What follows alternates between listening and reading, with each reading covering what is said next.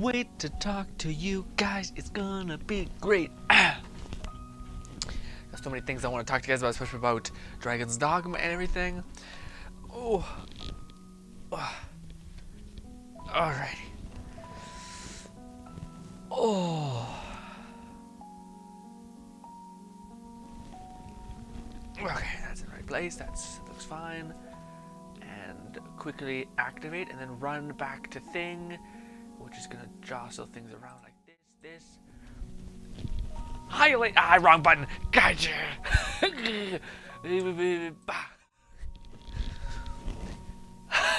It's fine. Hi, ladies and gentlemen. How are you? Hopefully your week was great. I got to see you for 2 of those days, so I guess I shouldn't be too surprised. Hopefully it was pretty good. If you wanted to vent to me, you could vent to me then, but you could also do it here. Also, I should take out this. Ladies and gentlemen, this stream will probably be a lot of Dragon's Dogma as well. Okay? I'm very excited. I didn't realize we were so close. Is it Wednesday that it comes out? Like the day it lands on? Is it next Wednesday? Or I guess now it's this Wednesday because we're already past Wednesday. But yeah, man, I am excited, okay? I'm excited. And I also, this is one of the few times where I still don't exactly know, how do I put this? All that I remember from Dragon's Dogma is the gameplay, essentially. Is like the fighting of monsters and like running around in an open world. But I don't have any like understanding of how the combat's necessarily going to work. Or sorry, the story stuff is going to work. How are we going to find stuff that looks pretty nice? Are we going to like, how do the quests work? That's the one thing that I did see that looked a little weak. It was the whole like quest system. It looked like, again, like I said, the camera angles and the cinematic like zooms weren't there. They were just like a stagnant image like 40 feet above the character, which looked a little unpleasing. But yeah, hopefully that's good too. I imagine that's probably the weaker link because I could see the devs leaning into what worked about the game, which is like the combat, the big ass bosses, and it seems like the big thing they're hitting on right now is dynamic events essentially happening to you as you traverse the world, which all seems legit good. Also, ladies and gentlemen, I've had this twitch in my eye for a while, and usually it happens when I have coffee too much, but now it's just happening. I feel like I want to do this. Like it almost feels like my eye is not opened all the way. Anyways, we got Red popping in here with a wave. Oh, I got a wave. I didn't really think about how it's a wave. It's literally a wave, but it's a wave. Anyway, Lone says, hello, Lone. Lone says, what's up, Grill? What's good, Lone, my boy? How are you? How has your week been? Anything cool / anything stand out? Also, I do not know. Yeah, this is the thing that gets me. I still have yet to buy the edition of this game, which, by the way, for me, this game is going to be $2, even if I use the sales for Green Man Gaming, which is like, ow. But yeah, I think I'll get the, because it's the difference between $80 to $90, so it's like a $10 difference, and you get like some dumb, neat stuff. So it's kind of like, god damn it, fuck it, I guess. We'll just spend an extra $10. But yeah, I am excited. Lone says, I got something I want to talk to you about. Hit me with it. Also, Lone, I want to know how did your how are you enjoying Final Fantasy? I've seen people talk about it, but I almost feel like I heard more people excited about it as the ramp up was here, but then I didn't hear many people talk about it day of. You know, like usually when there's a game that's like hyped like this, usually when day one comes out, it's like a bunch of people like uploading videos, swapping stuff. Maybe the algorithm just knows that it's not my game that I'm gonna be looking into, so it just doesn't show me. But I felt like there was a big swell of people excited, and then it came out, and then I very much felt like it was just, I seen like 2 or 3 guides, and then just nothing. And I was like, I feel like this is a game that should have a lot of like guides, info things to do before you make this mistake, so on and so forth, you know. Also, I like how our character's just like full of soot, so you can't even see his face, aka just bog standard person. Lone says, first, Nikita update is, in Nikita we are getting ReZero collab. Oof! Dude, Lone, well, first of all, that's exciting. I hope it's Rem. But I was gonna say, man, that's one of those anime that I still, that's tough. Like, it was a good raid. I want so badly to go back and watch the 2nd season of it, man. But I just know that I'm not gonna get a respite, basically. Like, I know the one thing I really desperately need to resolve itself is just the turmoil of like Rem and him just not knowing what's gonna happen. Like she's in a coma essentially, but that's not even the worst part, man. It's like you think that the guy who wrote the story would be like, let's mercy kill them eventually. Let's just be like, hey, the Rem is actually totally okay. She wakes up and it's free, right? No, Rem wakes up to be fucking brainwiped basically, and has no idea who the main character is. And I think eventually, like right as this was like a year ago when I first made the Rem video when I was talking about anime time. What do you call it? I watched people in the comments said that like, yeah, she ends up being like wiped, like memory wiped. She doesn't remember him. But what was cool is that I seen like right around that time specifically, to the highest end of the manga being almost not completed, but almost the last chapter uploaded essentially. There was moments where it seemed like the author was finally starting to like just unravel the fact that no, Rem is starting to remember that there's something going on with this guy that I really loved and all that stuff. And dude, I don't know, I just I want that to be resolved because it is one of the like most wholesome things ever, and it's just, oh god, I still remember that moment when like it's such a good storytelling metric where you can remember a specific moment in a show, and just that moment is so clear. But that moment where Rem's on top of the fucking castle, just like pouring, he's poured his heart out, and then she pours her heart out. And it's just like it's one of those few things where I'm like, this is a beautiful thing. this is why people love these characters, or love this character, I should say. I remember always hearing in ReZero, where people were like, I'm Team Rem, I'm Team the other girl. You can tell what team I'm on. And I was always just like, oh, there must be like some sort of like really heavily leaning like thing where like Rem shows her boobs constantly that makes the fandom like think she's nice or something like that. Or there must be this weird thing that they constantly do in anime to like heavily lean you to like, this person's neat. Or it's like I just described, it's like either this character has a lot of frame time where she's constantly be perceived as nice, or there's like a specific niche of a character that's meant to be provocative to a specific niche of audience member, I guess. I.e., like if this girl shows more skin, essentially, that could be a person where it's like, I'm team this person, and it's like, yeah, because she's half naked all the time, anyways. But ReZero, that was one of the few ones where I was just like, fuck, nah. No. There's only one option. The moment that is nice. It was just super nice. Also, sorry, Lona, your comment got a little bit swept away. In there, bad most of Nikita community isn't hyped for the collab. Like most just don't care for it. I will say ReZero is one of those ones where I think it's like ReZero is almost synonymous with Rem. Like I don't think they have a lot of catalog of characters that people know of. Like I think it's very much like Rem and the main guy and maybe the pink-haired girl. But yeah, I kind of get why people are maybe like, well, also, what's good on Chef? Chef says, love your vids. You're absolutely, thank you so much, Chef. Can I ask what kind of vids brought you to me? Because it's usually that I die. But regardless, thank you so much. I'm happy I can bring you any sort of joy, even a small amount. Raid says, how you doing? I'm doing good. Raid, how you doing? I finished some shit this week finally.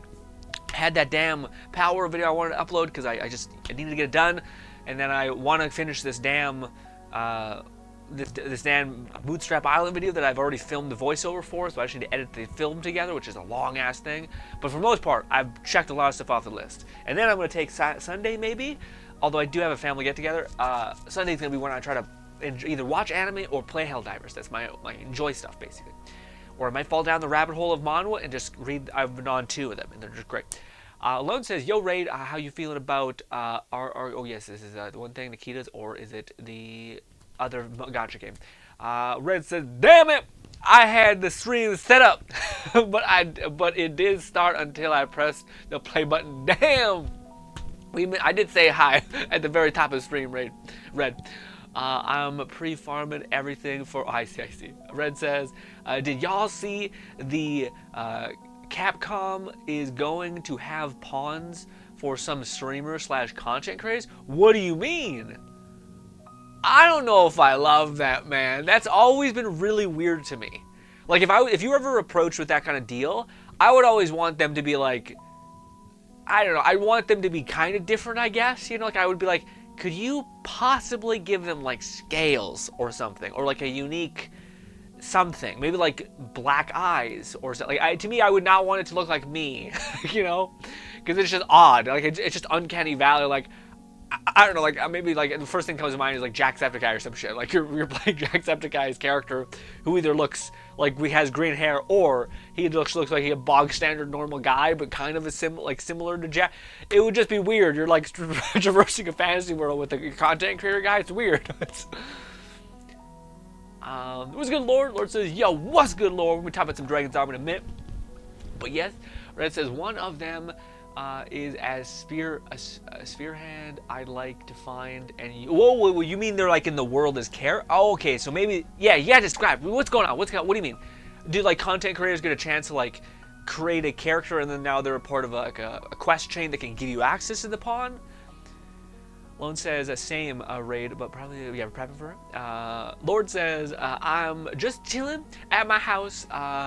It's gonna ooh, dude, isn't that the best though? On a Saturday and it's rainy and you're inside, you get that humidity going, that cold humidity, and you're just like, I'm just ready to fucking chill, man. Watch some shows, play some games. Ooh, that weather is the best. I know some people in London are like, I hate the rain, but dude, as a Canadian, we get cold and hot and cold. It's just, yeah, we get rain every now and again. It's always just a blessing. In fact, we really want more rain because we have so much forest around us. And by the way, guys, I just want to put this out there. Canada has had one of the worst winters ever. So it is very likely that we are going to firebomb, essentially, or smoke bomb the U.S. and just basically because we use like the snow buildup and all that shit to basically keep everything in homeostasis, because the snow melts and it also freezes the groundwater a little bit, so then it basically it's going to be a really dry summer, which usually means a really high amount of forest fires, and we're already getting more forest fires every year round. So yes, just as an Albertan, really, yeah, you're probably going to get smoked out this 2024 by us. Might be on behalf of Canada. Raid says, I'm doing fine. Woke up a little bit earlier today. Gotta figure out what I'm gonna be doing today. Ooh, good for you, Raid. Finally getting that sleep schedule locked in just a little bit. Or it's probably just for today, but it's still. Grin, check the Discord. Raid, I gotta get up. To then do that, and then I'm just gonna be awkwardly standing above my monitor, reading or looking at something. Yep. Unless it's two sentences, maybe. But even then, we could just write them here. It would require me to stop the whole stream. Or, like, not stop the whole stream, but pause the stream, awkwardly get up and do this. Maybe in a minute. I just feel like it's a weird thing. Lone says, also, Grin, I wanted to show you some of the of my last Nikitas. Yeah, make sure we see that at the end of this stream. Remind me. I just posted. Is it like a video? Red says, do it. I don't want to do it, Red. It's like yeah. Also, I don't know what it is. What is it? Do what? What is it? Grin, there's a video that explains it. I can't listen to it because I'm listening to music through my speakers, and I'm going to have to turn off that music, and it's going to be more shit when I'm fiddling around. You have no idea how, with this fucking broken-ass mutated setup I got, I got to try to make everything work. Lord says, I had plans, but it's not that important. I'll just chill with the yeah, that sucks. Okay, that's a little bit annoying when you have plans. What kind of disturbs the plans for rain though? Is it like an outdoor gathering or like hiking or some shit? Maybe some heavy ass like movement. Okay. Otherwise, I'm like, hey, why can't you go? Maybe it's like yeah. If it's like camping, that makes sense. But yeah, it's also winter, so I don't think that's the case. But some places don't get that cold, so who knows? Also, Lord, did you ever tell us what your that's the one question I have for the whole chat. What class are you going to be playing? Lone says he's into, what class are you going to be playing in Dragon's Dogma, basically? Or what subclass, whatever it is. And also, what's your pawn's class? Because then I'm also curious about. But Lone said he was going to be playing a mixture, no, he's going to be deciding between an assassin or a astral, what is it called? Bow magic person? The class I'm going to be playing as, maybe? And then, of course, my knight is going to be whatever class facilitates tank. I think Fluff was saying that was fighter or something else. I don't know. We're trying to make a shield maiden, essentially, from my pawn. But yes, Lone says next Genshin is having another collab, and you'll never guess what the what it is. Drum roll, please. It is the Discovery Channel. Are you excited by collabs anymore in Genshin, Lone? Because ever since the Aloy collab, I have felt nothing. Nothing for collabs.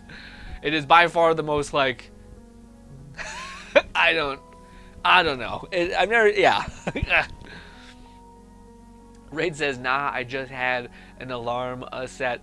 Oh, I see. That's good, though. That's good. Yeah, sometimes, man, though, yeah, the alarms, it's good, but it's also like, Red, wait, let me see. Raid says, nah, Red says, it's not a video, it's a Twitter post. And also, official Dragon's Dogma site shows a list of the pawns. Okay, so you want, it's a basically, okay. We might, man. Fuck. I'm playing as a mage. Awesome. Yeah, a mage? Okay, yeah. Really? I mean, I guess you could have a pawn that's like heavily leaning towards like support, and then you could be like just the overall cannon. That makes sense. I never seen that shot where you have just an archer popping off. All right, guys. Thanks to Red. Why is it so loud? Test. Why is that so? Why was that? Yeah. My commentary just spiked like crazy. Anyways, thanks to Red, we are going to be... Why does it keep spiking like that? Anyways, thanks to Red, we are going to be doing this aspect of the stream when we're just awkwardly standing in front of the camera. Well, I try to find Red. Give me a second. All right, is it this? Is this the website? Is this the official website thing? Oh shit, Snuffy's in there? Oh, that's kind of cool. Is this the official website that shows? Let's see. Awkwardly clicking about. Oh yay, I'm actually 12 years old. Thank you so much. I love that I have to put this in every damn time.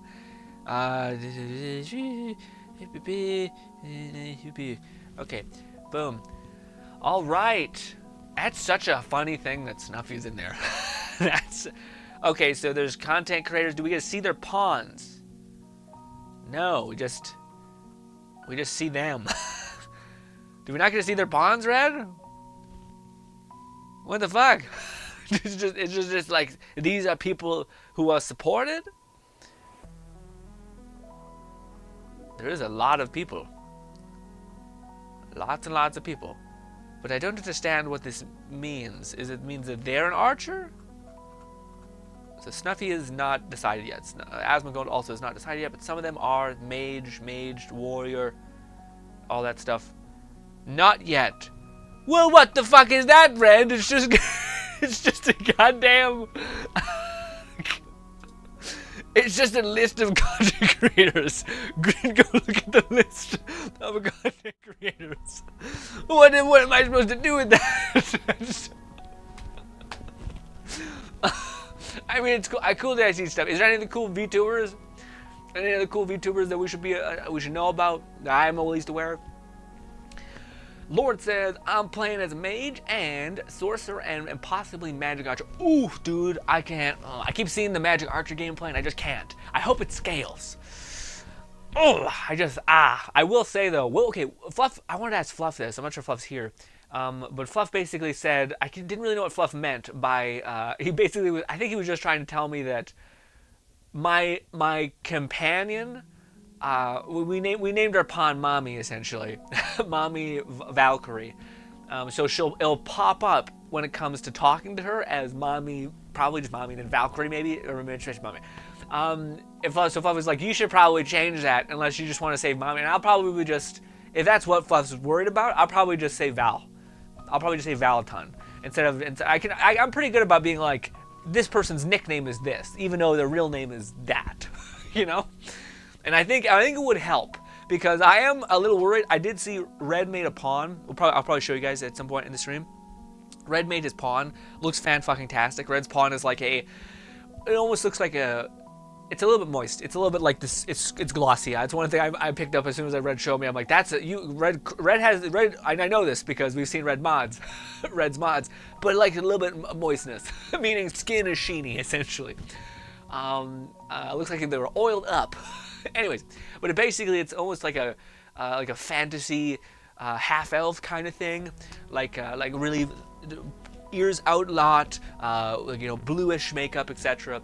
Little childlike, doll-like. Normally I would be like, I don't like the doll-like, like Asian I shouldn't say Asian. It makes me sound like racist. Sorry. There's like beauty standards for in South Korea. Yeah, South Korea, or is it North Korea? No, I think it's South Korea. That is like very doll-like. It's very like pointy, smaller nose, pointier chin, longer neck. These kinds of things. Things that you're synonymous with dolls in a lot of ways. Normally I don't like that, but when to me, when it's a child, it kind of almost becomes like a child look rather than a whatever it is, you know. Than like an actual like grown-ass person that looks like they have a baby face, but like an actual like thin, like uncanny valley. I'm being mean. We should just move on. Lone says, I keep up with the news. I just keep up with the news, Grin. I saw a video for this my sub box. I haven't played Genshin in a month. It's not even in. No, I know that, Lone. I know you're probably taking a break from the game as well. For me, as well. I'm probably in the moved on stage. But anyways. What I wanted to know is just like for you, even in other games, I don't know, man. Collabs used to be like they had the potential to be really cool. I think that was the problem is when I first seen a collab with like Aloy from Genshin, and you know, of course, Horizon Zero Dawn. I was like, that's really cool. They could really have a lot of fun with this collab. But a lot of times, I don't know, collabs to me are just kind of like, okay, like they don't really have fun with the collab. It's just like, can you just import a 3D model of a character that you know into this game? Cool. It's not like Genshin was on the precipice of like, oh no, what if we had like a Aloy who just randomly got shot into this world and we had a storyline attached to Aloy's, and then we could like talk to her and stuff like that, and she's like, why the fuck am I here? What's going on? And she had her same personality. It could be fun. Also, Lord says, I lost the comment. I'm sorry, chat's just going so fast. Lone says, Grin, just call her how. I don't know, because what can I say? I like the wet oiled up look. Yeah, I know. Red says, I actually forgot to adjust my pawn's overall head and neck slider. Oh, I see. Lord says, I made my Dragon's Dogma 2 CAC from my Elden Ring counterpart. Ooh, that's fun. Yeah, I don't have any of those things, man. I wish I did. I know I've seen that a lot, where people say that like they have like a theme that they always do. My only theme is basically I try to make, I don't know. It's like the best version of the slight characteristics that I have, you know what I mean? Like I'm tanner skin, I'm Native American Portuguese, so we kind of have like a permanent tan and then like a pinkish element to that tan, so it looks kind of like a weird skin pigment essentially. And then I got really dark features, so I try to hold with that. But then the one thing I always despise about myself is my eyes. My eyes are just like olives, so like black olives, like they look like I have one giant iris. So I always make my eyes like gray essentially, because I think it's one of the prettiest eye colors ever. Blue gets a lot of hype. Blue's okay. Blue, you need other like fair skin or weird shit to like make it all make really cohesive sense. Anyways, I don't have that. Outside of the blue, white eyes or like gray eyes, I don't have that carryover. But I know a lot of people who do, and I'm kind of jealous because it does seem like it'd be cool because it's like this fantasy person that you kind of draw to always persists. You know, a lot of people go with like big ass beard Viking people. It's funny. A lot of people build characters in different ways, whether it's like big ass Viking, etc. They just kind of try to vicariously create something interesting. They're not even trying to emulate themselves or emulate a character that was existing in another game, you know. But then there's those other two too, which makes sense. Red said, I only adjust the finer details of the head and the face. Ooh, okay, that makes sense. Raid says, Grin, I'ma send an Artron and Star Rail character. Me and Lone were looking. Yeah, hell yeah. Send it in the. I'll check them out at the very end of the stream. Maybe. Well, maybe we're just bored and I just check it out earlier, but we'll see. Lone says also, season 2 of the finals dropped a few days ago, and I hopped on today and played it. It was a blast, dude. It's one of those games I still look back on so fondly. Thank God it was a fucking free-to-play game, so you weren't in the hole twice, Lone. But I still want to get back into it. But again, like, it's just the worst. Again, I don't know. It's always just happens at the one concentrated moments where like tons of games are happening right now, and then we go through like a gigantic dry spell. And me as a content creator, I try to also find the games that I also like think people would be interested in watching, because I would love to grow our community, because I always would, you know. But yeah, I seen that the finals got like a new game mode. It was one of the biggest criticism I had for the game, which is I want a game mode that's just like a kill game. Like I don't want to have to play an objective. because I just want to get better at shooting. So I want to just have like consistent opportunities to keep trying to kill someone, rather than having like this objective of trying to cash in money and you could get yoinked and it's a mess. Yeah, but apparently they added that, so I was excited for that, and I thought that was actually season 2, but maybe that was just an update. But I wonder what they added in season 2. I'll have to watch a video of it. I keeps twitching. Red says, I go back to the general head settings, but for oh, I see. I'll tweak it later. Yeah. I feel the same way. I feel like as I get farther and farther away from like having done my character thing, I have these little things in my head. I'm like, I should tweak that. Especially with our first dude. The first dude, I want to go back and adjust some things. Specifically his eyes, I think, look a little weird. But yeah, I want to adjust some things. I will say, I don't think there's a lot of good haircuts for the dudes. I always feel that way, though. The dudes' haircuts always look kind of corny. It's either like you're the weirdest fantasy emo punk rocker boy, or you're just like a woman. Because you got like crazy long hair. And yeah, you know. Lord says, when you make a character creator, when you create character counterpart for a different game, you might like or not, depending on the. Yeah, I could see how it can kind of ebb and flow a little bit. Also, what's good, TV Head? TV Head says, a coworker says these games are good. Which one? These games? Dragon's Dogma? Hell yeah, man! I'm so excited. Dragon's Dogma, we are hoping for. Again, the one thing I am curious to see, because I don't really remember a lot from Dragon's Dogma besides the gameplay and combat being awesome, but I don't remember like things like, was the quest system good? I kind of think it was not great. So hopefully it's better. My only thing that I'm a little worried for is like, The Witcher has like some of the best storytelling in the whole of like a lot of gaming, but then the combat is good, but I wouldn't say it's like the most incredible, amazing thing ever. Whereas I feel like this might be that shift, where I feel like this game's gameplay is going to be amazing, and hopefully the story is still good, and like the quest system is still good. The fact that we have like meaningful choice is already like leaning me to be happy, because you can like you again, I talked about this before, but anyone who's new, one of the quest systems that exists in this game is, say you're given an option to retrieve a relic.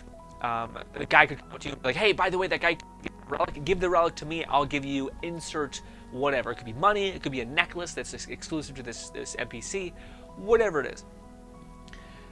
You could then go and basically go to like a black market vendor and duplicate whatever item it is. Maybe it's a statue that they want you to get for them. You could duplicate the statue with two, essentially, get two of them, and then get both of the rewards to the other person. But then dynamic events can happen where one of the people who you give the statue could be like, I don't really believe you, we're just going to go verify that this is the real statue. And then you're like, fuck.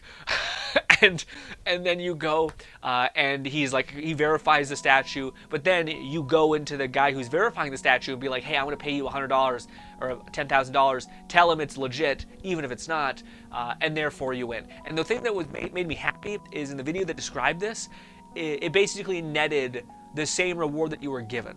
So basically, the same reward that you're given for completing the quest and giving them the statue was like 15K, and the same amount it was to lie to the vendor, get the vendor to lie to him so that you got the necklace or whatever he was also going to give you, was 15K. So it wasn't like you lose massively in this way, which is nice. So it seems like you neutral out, but you do get whatever the item is, if it's like a necklace or if it's like goodwill with this guy, whatever it could be. I wonder if it does have ramifications where it's just like, eventually that guy's going to realize he's got a fake statue, and you're like, fuck, shit. You're like, here's the guy who I think I did right by. I hope he never found out that I kind of fucked him over. Oh, man, it's tough. Lone says, up next, Grin, I finished some of the artwork. Ooh, I can't wait to see it. Finished some of the artwork. And I posted to the art tab as well. I think you and chat will. I can't wait to see it. We'll check it out towards the end of the stream as well. But I bet it's gonna be great.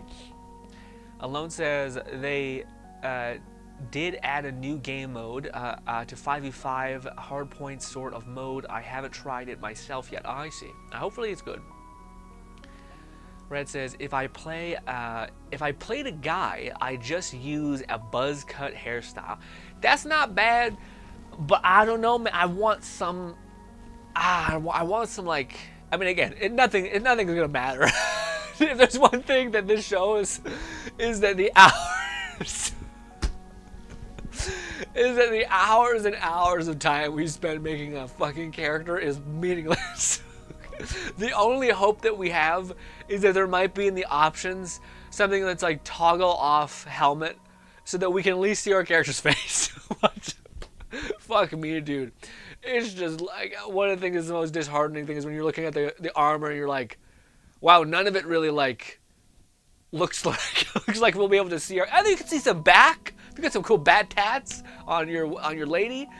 That mage armor does look cool on moments. Like it looks very much like not. It almost looks like warrior mage, where it's like bulky armor underneath cloth, essentially. But man, yeah, man, they're getting me on these like environments where you're walking up and you're seeing this beautiful beautiful catacomb statue thing. I will say, I don't know how we're gonna manage with apparently like learning languages is huge. So, Fluff was saying that you can like, yeah, I'm a little worried about this, where I think you like how you find out how to become a magic archer is you have to go find someone that kind of teaches you how to be a magic archer, and then I think how you learn how to talk certain languages is probably by like a variety of like you going and talking to someone that can teach yourself or your pawn, or or you could probably go and like do a quest where you find like a magical runes on a wall, you touch the runes and now you understand a little bit of language. Stuff like that I think would also be possible, but we'll see. So what's good, Baron? What's good, Baron? Baron says, are you excited for I'm so excited! It's coming out so soon and I can't handle it. Baron, what are you going to be playing as? Are you going to be playing as a fighter, a magic archer, like your boy? Also, how long did it take you to make your character in the character creator? With my character and my pawn, it took 5 hours? Probably more than 5 hours. I would say 5 hours because I don't think the first one I dedicated that much time to. 5 hours to make, 2 hours to make my main guy, and then 5 hours to make the female equivalent, which is a cool-ass barbarian mommy. Anyways, point is, it took a long-ass time. Red says, honestly, I'd say change my Arisen from Beastern to Elf. Simply because I can make the skin glossy, and the beast doesn't have. I know. I was thinking a similar vibe, Red, where you're like, I would rather have a greasy female than a furry, the furry character. Also, Richie, is that right? Yes, Richie says, stairs. What's good, Richie? How are you? Are you going to be playing Dragon's Dogma? And if so, what character will you playing, alright? And why does it have to be the Magic Archer, okay? Although the Mystic Knight does look rad. Is it Mystic? No, not Mystic Knight. Oh yeah, the Mystic Knight is the Spearman. He also looks cool, but I'm thinking about the like, discount summoner, whatever it's called. The summoner who's like more of a support character, but I think that could be fun too. Just give me a log off armor setting for the female. Yeah, that maybe. I mean, maybe they'll have like toggleable armor that like you can basically turn off certain pieces. But apparently, unlike the previous game, you have to. How do I put it? You basically you had more pieces. Like you had a helmet, a chest piece, legs, and maybe gloves. Maybe boots as well. But in this game, I think they streamlined a lot of stuff to where I think there's just like your main armor and maybe your helmet. And then you have like certain mods. So I think this is going to be like a big part of the end game, is you basically investing up, like getting runes or getting some sort of buff that you put into these slots, and then those slots can cater yourself to your build. Red says it's just for the character creator demo, but still the modded tools are ready and set up to go for. Oh really? Oh, I didn't know that, Red. Why do you say that? Why do you say that the modding tools for Dragon's Dogma 2 are already like ready to rip? Lone says, referring back to Nikita RE0 collab, there is 3 characters, Ram and Ram, and Emily. Yeah, of course, Ram and Emily, and our SSRs. Ram is, of course, she is. Filthy SR character. Oh, and Emily is also SR, so they know that Ram is S tier. That's at least, okay. Oh, wait, no, maybe I got it wrong. Maybe Rem and Ram are SSS tier, and then Emily is SR tier. That's still good enough for me. Red says, no, no, no. I vastly prefer the Beasters over an Elf, but Beasters don't have tail. Oh, I see. This is a deal breaker for you. Interesting. We're learning a lot about Red. The tail, it needs to have a functional tail, in order for otherwise oily Elf wins? Alright. Lone says, because I just like Emily, her whole character is just a fine enjoy. Yeah, I give Emily a lot of shit just because it's annoying to me that, like, again, Rem is clearly the best in terms of just being overall a good person. And Emily's great too. I don't mean to shit on Emily. It's just one of those things where, like, we know Emily's probably going to be the one that the main guy ends up with, so I already just feel it's just a waste for Rem. You know, what a waste. And yeah, it's not that I hate Emily, it's just that I feel like, in contrast, one has done so much more for the main character, has been sweet and all these things, that it's like Emily has done a couple things for you, you know, and then Rem has literally died for you, and also tortured you a little bit, but hey. Red says, having a beast/cat race without a tail is fucking stupid. I mean, I think it's more the logistics of having it there, but yeah, I can see that. I mean, I don't think it'd be that hard just to have like a bog standard armored tail, basically, that would just pop out of any sort of pseudo armored armor, I guess. Or even just for there to be certain armors that just don't facilitate you having a tail pop out, and then there's some being like, sure, we custom made it for the beast folk, and maybe it has like bonuses associated with being a beast. Who knows? Lord says, unlike my character creator from Elden Ring, my Dragon's Dogma 2 version is my created character is a half-elf. Ooh. Yeah, man, well, to me, it's tough, because, like, I guess my character weirdly looks like if a Viking warlord dude banged a high elf, essentially. Is essentially our weird sub-breed of character we made. But, yeah, what do you call it? I don't know, like, it's kind of interesting that there's nothing explicit about the character that you're making unless it's a beastman. I think they play into the story. But, like, you can kind of make an elf, but really you're just, like, turning on ears. That's it. You're just like, ears are this style. This style of elf. Okay, maybe I'm, like, 8% elf, I guess. So I got the ears, but none of the other shit. I don't know. But yeah, like, it's funny how, like, you can just dissolve something into a character's. And it kind of makes sense if, like, this is a world where elves and humans and beastmen have been kind of existing for a long time. Of course, there'd be, like, traits passed on, given whatever race they are, right? So the idea of having a character creator that kind of just is the consolidation of all these weird pieces, that makes sense, you know? Red says, I say that because the Nexus already has tools to download and use. Dragon's Dogma 2 RE engine, the modding community is very familiar with the modding with this engine, so the tools were not hard to get ready. Okay, I see. That's good to see. I hope it's good. I still have yet to see a game that has as much modding support or like just mods in general consistently uploaded to their thing as Bethesda games, whether it's Starfield, Fallout 4, Fallout New Vegas, all of those kinds of games. I've still seen yet a game to rival the volume. Maybe it's because Bethesda makes like great games kind of for everyone. But I really hope I would love to see a game that like has a strong, fervent community of modders who are making for this stuff for the game. Sorry, because I just do think there's something to that mod kit that allows at least like some mods to be easily created, like a shitty framework for quests and such. Because I still I haven't seen too many games as of course eventually. The only game that comes to mind is but I'll community so much. Yeah, see, that's kind of where I'm at.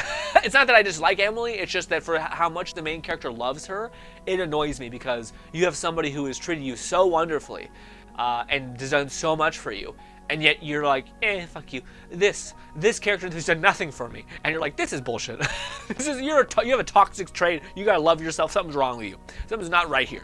Okay. Lone says even Ram does more for the main character, or Ram, yeah, right, than Emily. She doesn't even like Ram. coming clutch for the main character in season 2. If you remember it correct, I haven't seen season 2 yet. I haven't seen 2, but you're saying that there exists. If you remember it correctly, I see. Red says, honestly, you can't make the ears pointy or long enough for my liking. Yeah, I know. I figure you want the classic World of Warcraft ears, where they're fucking like basically like horns, big ass horns. That'd be fire. I would take away my ears to have horns. I would much rather have horns than ears, especially if they're the kind of horns they're below the hairline, so you don't really see. They're not too much, you know, just enough essentially.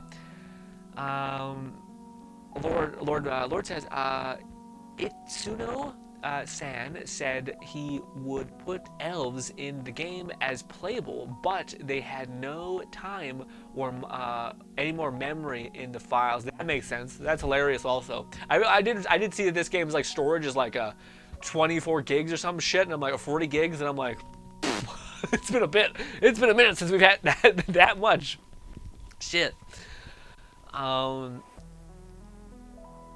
But yeah, man, I also think that, again, if Red is correct in his, oh, is my mic fucked up? Test? Are we okay? Did it bounce back? Or no? Is it fucking up? Is it okay? Did the mic bounce back? Is it okay, or is it shitting itself? It says it seems like it's coming through, but is it just broken still? Mic is fine for now. Okay, gotcha. So it gets a little fucky sometimes. I don't know what I was saying. If Red is correct in that, hopefully the modding community really takes off. Because yeah. That would be. I feel like that'd be like the answer. Like, to me, if a person who makes stuff for their game, and we know that this game, like, it's been like 10 years since a Dragon's Dogma game, shit, man. And I do feel like the guy who makes these games is fully aware of, like, holy shit, dude. After this game, I'm probably gonna go back to Devil May Cry, or I might make a brand new game and then go back to Devil May Cry. But I feel like, if a person is correct or honest about the fact that they're like, yeah, I really wish I would have added these things to the game, it would have made the game better, it would have made the game funner.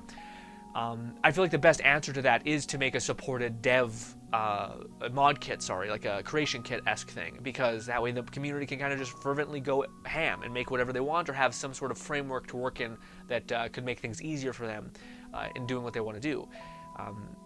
But what do you call it? Yeah, it's one of the things where I'm not sure if that's the case. You know, as much as I do believe that the guy wanted to probably add elves, I also think that's, especially with a game that's going to be this far away, like, we're not going to get another sequel for this game in probably a long time, unless it just sells like crazy.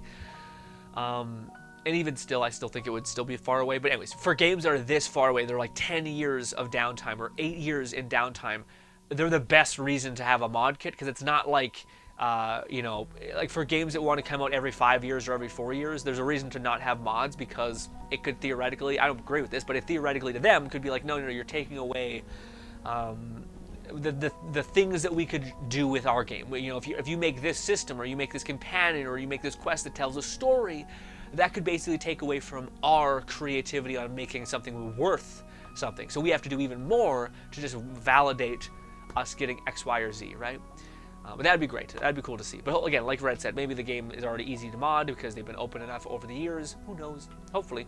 That's a hope. Red says, nearly all of what you just said did not come through. Great. What did I say before that? Lord says, I'm updating my horror punker Arisen. Try to make white face paint. Wait. I'm updating my horror punker Arisen. Try to make white face paint. Oh, I see. Yeah, that's tough, man. The white face paint is a death sentence for if you're making any kind of content, essentially. And the minute you put white face paint on any character, like mud, you can make it look the most mud-like possible, like thick mud. And instead, people are just going to be said you got nutted on. It's one of the unfortunate things, okay? Jesus. Red says, yeah, more devs should probably add. Yeah. To me, like, again, the mod support makes the most sense when you have games like this that are massive in scope and size, have like the world looks massive. They have like compelling systems and gameplay and like monsters, and all those systems seem so brilliant that holy shit. Can you imagine if there was a supported dev kit that like gave you a fantastic framework to basically remap and remesh enough things to where you basically could make a new monster with new attack skill sets and things like that. Like, that would be insane. People still buy Skyrim to mod it. Yeah, exactly. Yeah. So that's another reason for it. Is sometimes the mods can be good enough in their own sense, but especially with this game, which is not playing into like a live servicification of anything, this is also a reason why they should support mods, I think, significantly. I mean, maybe we're also talking for, like, I think PC sales make up such a little minute group of things that, every company wants to increase their global GDP or whatever it is, their company's maximum revenue. So as much as it's still a fuck ton of money if you satisfy PC players and such.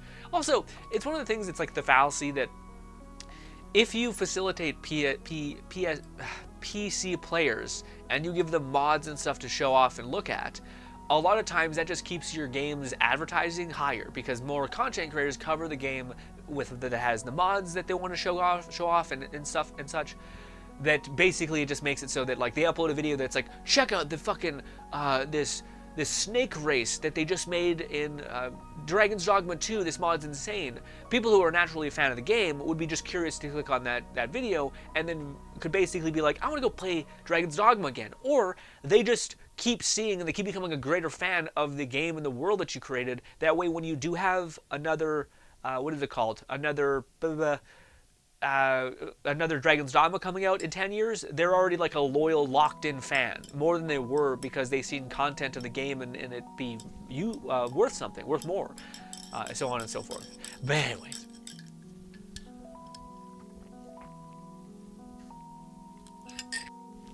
Oh.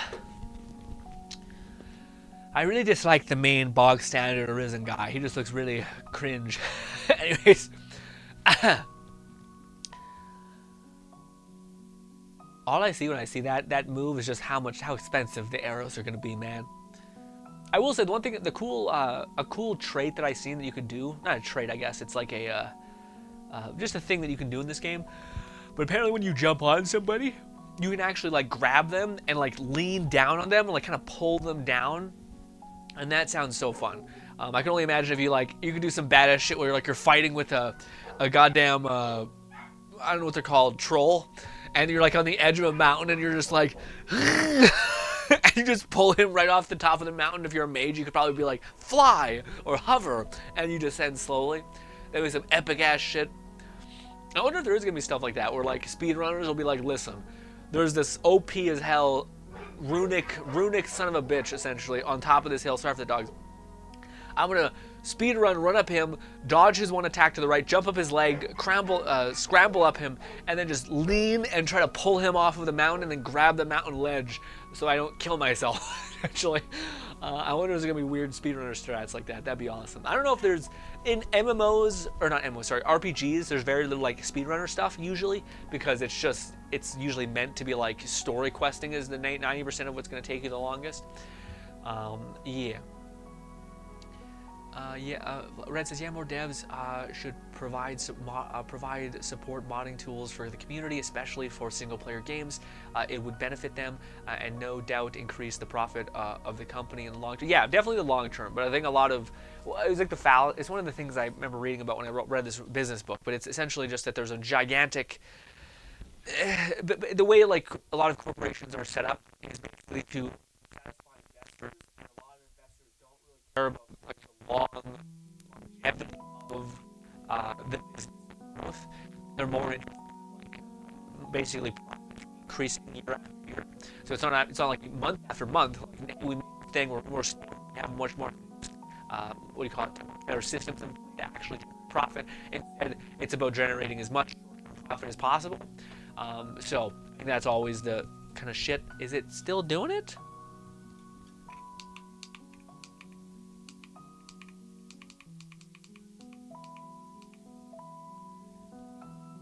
I hope it... Is it better? Is it still shitting itself? What... Can you describe to me what happens? What happens with the mic? I know. Mike started fucking up right after you read my post. Test? Test. It says it's fine now. God damn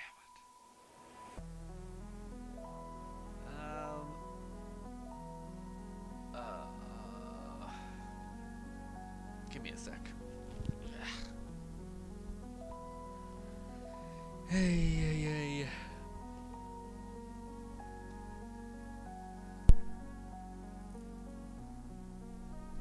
Sorry for the loud as hell click. You're welcome. Rip your ears, all that.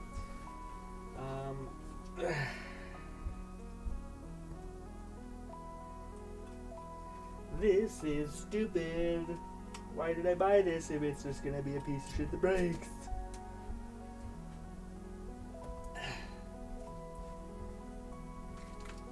So does it just cut out? Is that what you guys are getting at? Also, just, yeah, maybe mute the stream for 2 seconds.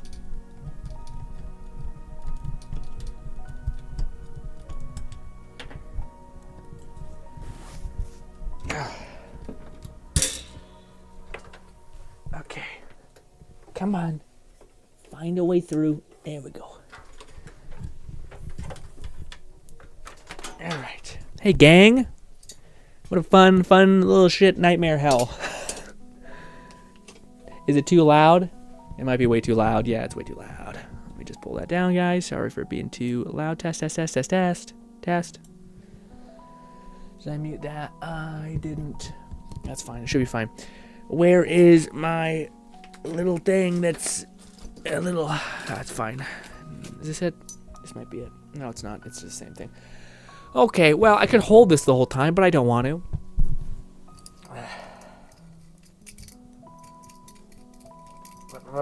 Good old faithful. Don't fix what's not broken, I guess. But we needed to because of the goddamn the VR streaming. We had to make it so you guys could hear me. Nope, it's not playing. It's not playing games with me. All right. Hey, gang. Yeah, this is what you get now. I don't know.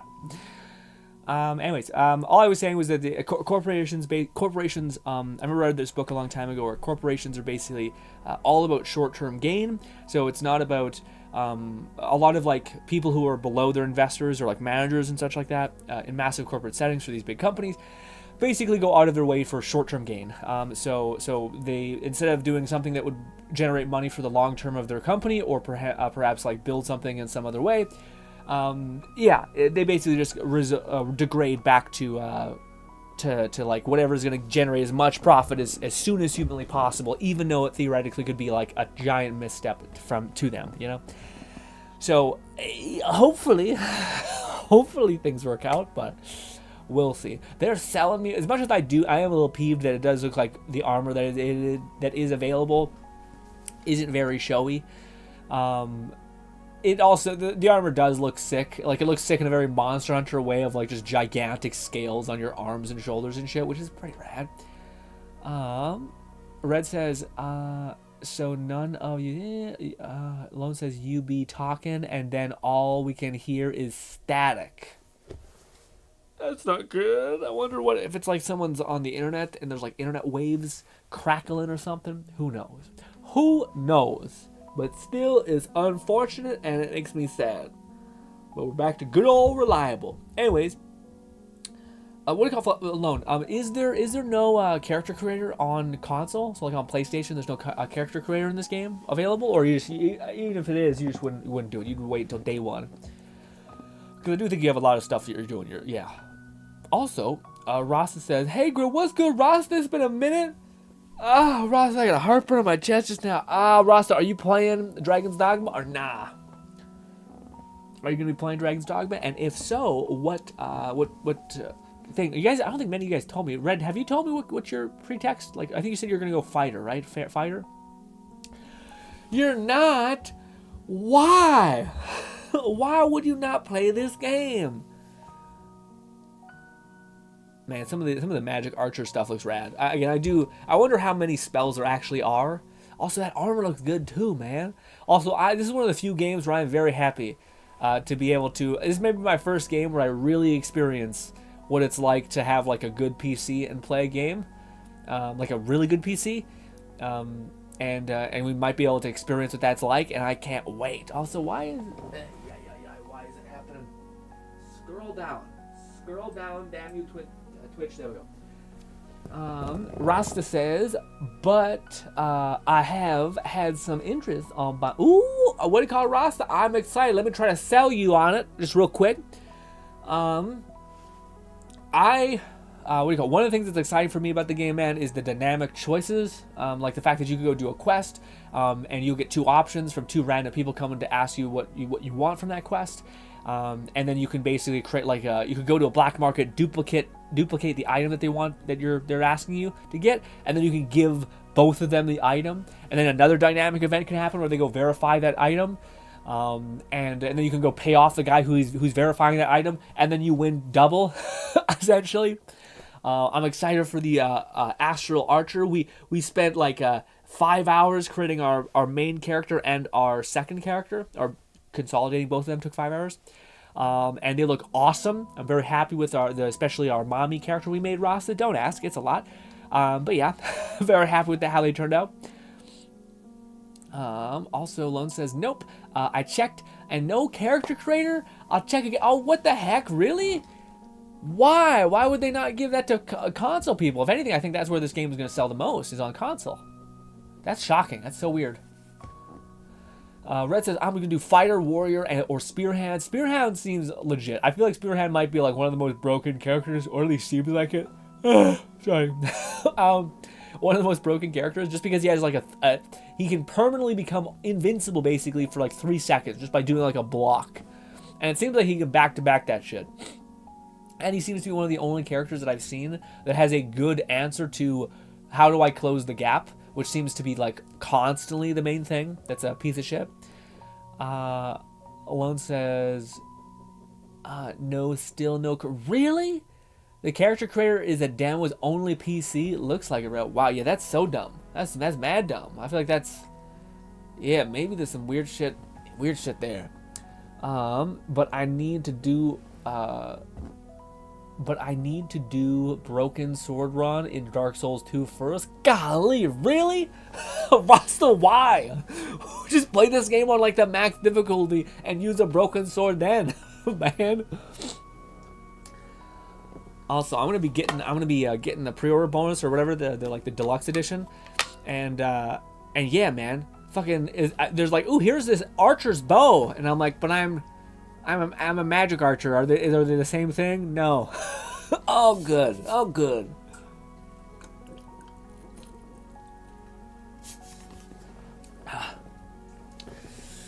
You're a psychopath, Rasta. You're an absolute lunatic. Instead of playing this new game that looks awesome, I'm instead going to do a Broken Sword run of Dark Souls 2. Lunatic. Absolute lunatic. Rasta says 5 hours for 2 characters. Rookie number. Maybe, man. I thought that was... Hey, go check out those characters, Rasta. I don't mean to pester you, but if you go to our YouTube channel and then check out the... I think it's like the last... Yeah, it was the last stream. Yeah, you go check out the last stream. Just go to that video and just like jump through it a little bit, and check out. See, what are your thoughts on our Viking meme?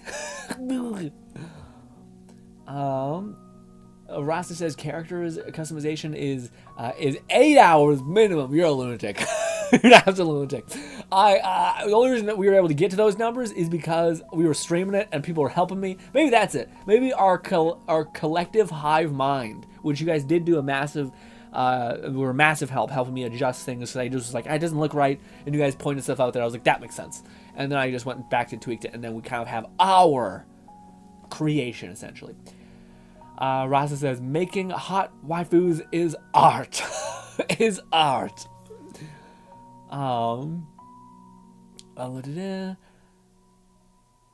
Red says that the deluxe edition is by far. Oh, it's not worth it. Okay, I haven't bought it yet. Maybe I shouldn't get. Why? It looks cool. We get some cool blinged out items for $10. Red says it's just early access to items and gear. It is not exclusive. Oh, okay, then maybe not. Maybe I say fuck that. Okay, I thought it was like you get exclusive gold colored bows and shit. I'm sure they'll get like outdated immediately. But hey, what's good, Fluff? How are you, Fluff?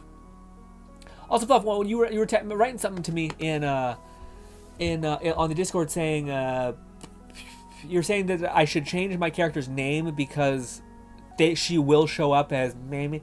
I think is that it? Because if that's the case, Aldra's probably I'll probably call her Val or something like Val because her name is Mommy Valkyrie. I'll probably just say Val as the pseudonym instead of having to say Mommy all the time. Also, I think it'd be funny if someone came into the stream, was watching, and then they just seen that like Mommy was in the corner. I think it'd be really funny. What was the other thing I was gonna say? I can't think of it. Red says you can get those items again. Okay, yeah. So maybe I just get the box standard edition, save $10. Sorry for yawning so much. It's always just it's like this seat always has allergies on it. Wherever I sit on it, I feel like dust gets in my eyes, and then I start yawning because my body's like, go to sleep, fucking go into hibernation. Also, Rasa says I bet whole YouTube chat right now is like the man is culture. What you mean? What you mean? Rasa says I bet this whole YouTube chat right now is like this man is. What you mean? What do you mean? What do you mean? Right now, you can't get those items. Fluff says any questions about DD2 weren't answered. I don't think so. I think we pretty much got there. Red was telling me that one, there's a high probability to be a modding kit, which is dope. We did. What was the other thing we learned about the game that I thought was really interesting? I don't know what it was. Oh, languages. What do you call it? Lord told us about how we making an elf, and it's looking fantastic. Or he's about to work on an elf, something like that. Fluff says the gold staff is exclusive pre-order. Deluxe includes most early access consumables. It will also be her name in your game, so it'll be just be floating there. Beside her location crest. Beside her health bar. Do I want it there the whole time? I'm fine with it being a good old gag.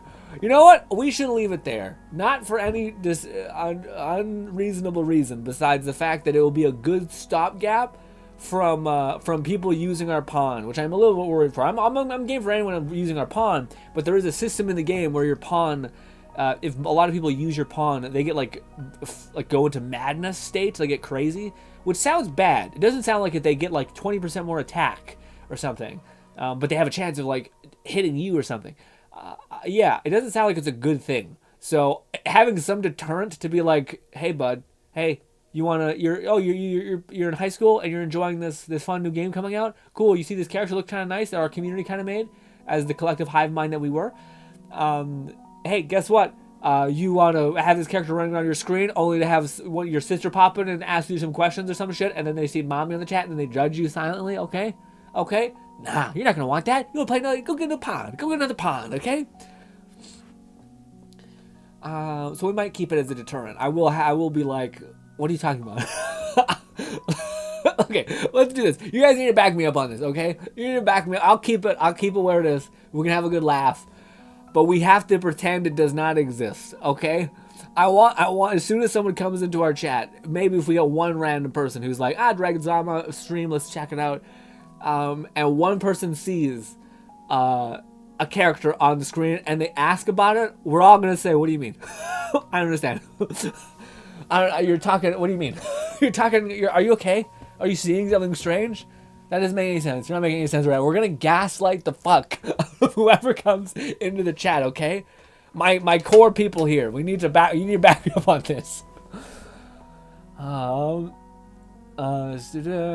Okay, Fluff says since DD2 is RE engine like Reaver framework, Fluff manage 500 will function in DD2. Yeah. I have no clue if you can change your pawn's name or moniker, so weigh the value of it. Yeah, I appreciate you telling me. Fluff says, Dragon Siphon, it will actually boost their effectiveness and make them more bold in action spoken dialogues. So it's a good thing? Shit. But then they got gross red eyes. I don't know if I like that. It's from a viral achievement or effect as you use online support pawns. Wait, pawns go crazy? Thing is good? Just like how your pawn and support pawns can share their knowledge and experience, they will spread Dragon's Plague. Correct. It is not negative on an individual level. Awesome. But suppose it will also cause a calamity of unknown results once enough pawns are affected. Oh. So wait, so like you get a damage buff, but what does that mean? You're like, yeah, I got my character's got a little bit of a damage buff, and then you're just like you're into a deep quest where like she's just wrecked or something. Also, I don't know if I love, maybe I'm a greedy man, but I don't know if I love that my pawn is out there getting experience. So much experience. I don't know what these other random people do with my pawn. Red says, yeah, especially these mods. These mods are gonna come out like, no. If their eyes change permanently, that kind of sucks. I don't want my pawn to have red eyes. Me neither. Also, it's not just red eyes. It's like red eyes, I think, veins piercing out of their face. Lone says, lol, the running joke, I'ma be like, mommy, what are you? Yeah, hell yeah, Lone, back me up, please. We're gonna make them the creep in this. Softly, we don't want to alienate them too much until we can assume them into the joke. Lord says, I know when I'm done with my mage character, I'll get my barbarian redhead. She'll be a fighter, warrior, and warfare. Ooh! Damn. I thought you could only have one character, or one pawn. Oh no, you can have four, right? You can have 4 pawns, right. Can you have 4 pawns in total, or is it just for your first playthrough? I'm curious how that works. Love says, we don't know if the red eyes are story thing, or if that's what happens with the pawns. Okay, yeah. I thought that they made it sound like it was, and it makes sense, it's called plague. If your pawn has a plague, to me they showed an image of like red eyes and then like virus veins coming out of your eyes. To me, that really makes sense for plague. I wouldn't be like, oh, you have a plague, and they're just chilling. They're just fine. It's like, what? I think we're just gonna play it by ear. We're gonna leave it called mommy. All right. We're probably that'll be enough of a deterrent to where we probably can evade most of the things. Also, I have a sneaking suspicion that our person is just a wee bit too gargantuan. Okay, just a wee bit too tall.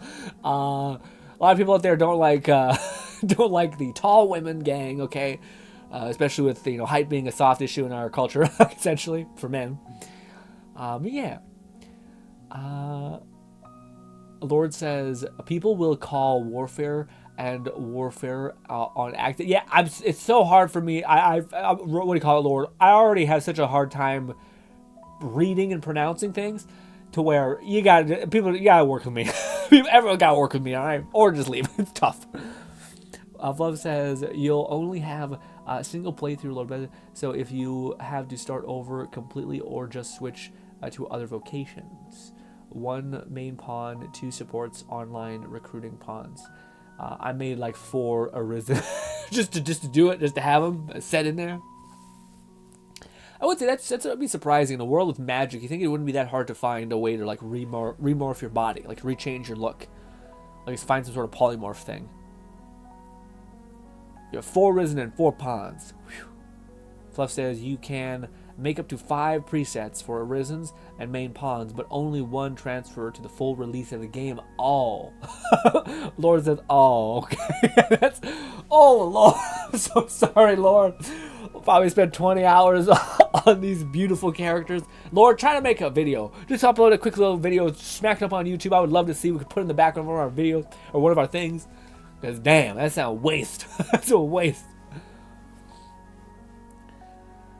Fluff says, so you better pick one for each you like the most. But Lord says, but my first pawn is an archer, so I'm going to start with just one. Yeah. Fluff says, make sure you have your arisen and main pawn is set to be ones that are transferred into the full game beforehand. Red says, I do appreciate that the story seems to be better presented with cutscenes and in the first game. Yeah, the only thing I'm really worried about, man, I'm really worried about this. I feel like I might just completely disengage with the story because I really dislike the ending of the first game is the only thing I remember about the story, which is that it sucks. You're basically all of the work that it's again, I really don't like any ending that is basically like all of the thing that you just did. Oh, you just grinded 300 hours in this game, became a functioning god. And basically your reward is you die. You just die. Nothing good happens. The world is shit. You die, you become a dragon. Your pawn kills you actually, or you kill your pawn. It's like all of it's just shitty. Like, fuck you, dude. Like, I get that. Like, if you're gonna have an RPG where all of the endings are bad, what was the game that did that and it fucking drive me nuts? There's a game that recently came out that had the same thing where like all of the endings were bad. Like that was it. Cyberpunk 2077. I get it's the whole vibe of like the Night City is. Like you either die a legend or you live a coward or something. In an RPG where you have choice, you have control, I can choose to dedicate hours and hours to going against fate, to going against chance, to stacking the advantage so much in my own favor that I can determine the outcome. Rather than, because it's the most non-choice thing. An ending being like, no matter what happens, this is the ending, is not choice in an RPG. So to me, I'm fine with 99% of the endings being a shit show in this game. Being like, yeah, you fucking die, you become a dragon, it's a nightmare hell, everyone's sad, all the things you did really meant nothing. But just let one fucking ending that takes all of your effort, that takes all of the time, that takes you 100% of the goddamn effort, let that be at very least the good ending. You fucking fly off in the distance with your pawn, done. Please, you know. And then it will ask you if you want to make the transfer. Lord says, so I'm going to stick with the mage arisen and the archer pawn, so I'm sticking with them. Yeah, that makes sense. Okay, yeah, because you wanted to be a mage, right, yeah. That makes sense. Vocations are easy to swap, so you can enjoy them throughout your whole playthrough. Same for your pawn. Your stat growth will be tied to character's level and adjust automatically when your character... when you change vocations. That's awesome. I remember Fluff telling me that yesterday. That was awesome to hear. Red says, Grin, did you see that your high five... What? Grin, did you see that you can high five your pawn? I'm going to do that a lot. I hope there's a hug. Because I think it would be hilarious. As my character is basically... He's okay. I think he's around like mid to slightly above mid height. And then we have a 7-foot tall warrior Viking lady. So if we go for a hug, guys, it's gonna be a special kind of hug, okay? And imagine, I think it'd be so funny if somebody played like, that'd be so good. That'd be so good if Lord or Red, who is gonna be, Lord is playing a mage, but if you made like a tiny elf or a tiny whatever. And then you had this gigantic ass 7-foot tall Viking lady. And then when you go for a hug, it's going to be a special kind of hug. Anyways. Fluff says, it's not as convoluted as the first game where you have to permanently stat grow based on active vocations at the point of you leveling up. Yeah. Red says, teamwork. Yeah, high five, bang. Law, yeah, a hug would be great. Yeah, a hug would be legit. It would also be good if there was dude. That'd be so good. That'd be so good if there was like a princess carry. like you can jump into the arms of your person, and then they go like, haha, and then they put you down. That'd be so good. For vice versa, whatever you want. That'd be the best. Strong hugs. Like, yeah. Also, how does someone... It'd be like a hug where it'd be like... It's like the same thing. If you ever had nephews or nieces when they're super small, you basically give them like a... Because they hug your like leg, especially if you're somewhat tall. They hug your basically leg, and then you just tap them on the back, essentially. You can't really give them like a big kind of hug, really. Unless you're willing to like bend down, pick them up, and then initiate the height transfer. Lone says, a hug so powerful it would suffocate. Well, that wasn't necessarily the thing I was getting at, guys. If you're a real short character, like really short, like maximum short and maximum height, you're at crotch level, essentially. So it's like, it'll be a mess, basically. Whereas at least my character, I think he's chest level. Anyway, yeah, who knows? You know, who's to really say what's going to happen? Lord says, funny throwaway hug for comedy. Yeah, that'd be awesome too if there was like a sprint, like you just like jump, because you can't yeet your pawns. I've seen people like throw them off a fucking ledge, and I'm like, damn, mean as hell.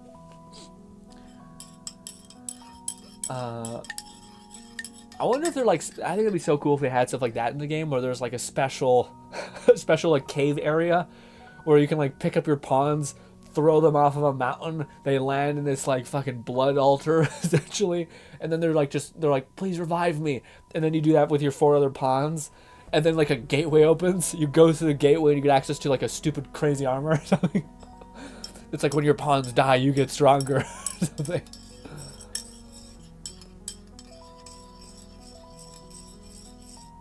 Red says, your pawn can actually catch you if you fall from great heights. No way. I did see that there were cool things that, like, to me, I'm like, that's crazy. Where basically it was you're going through a dungeon. There's like a high area, like a rock thing, and there's a ladder, and you can't get up to the ladder at all. You can actually, you're like, one of your pawns, the mage, will be like, I got this, sir, and they'll use like a float skill that lets them actually like float up, and then they'll kick down the ledge or kick down the gate for you. And I'm like, fucking hell yeah, dude. That's why you have a mage. You mages have weird answers to weird questions and problems. Perfect. Red says, you pawns can actually catch you if you fall from high great heights. Lone says, there are jokes that you can be made for that as well. It's true. That is true. Yeah. Fluff says, you can pick up your pawns and throw them. Yeah. I wonder if you can do that if you have like a tiny pawn that does have no jump height. If you could like pick them up and throw them across to a ledge, and your other person like catches them. Like yeeting a tiny elf across a gully. Oh, that'd be great. Well, I wanted to talk about something before I lost it, and I think I just lost it. Shit. Oh, I don't know what it was. Dang it.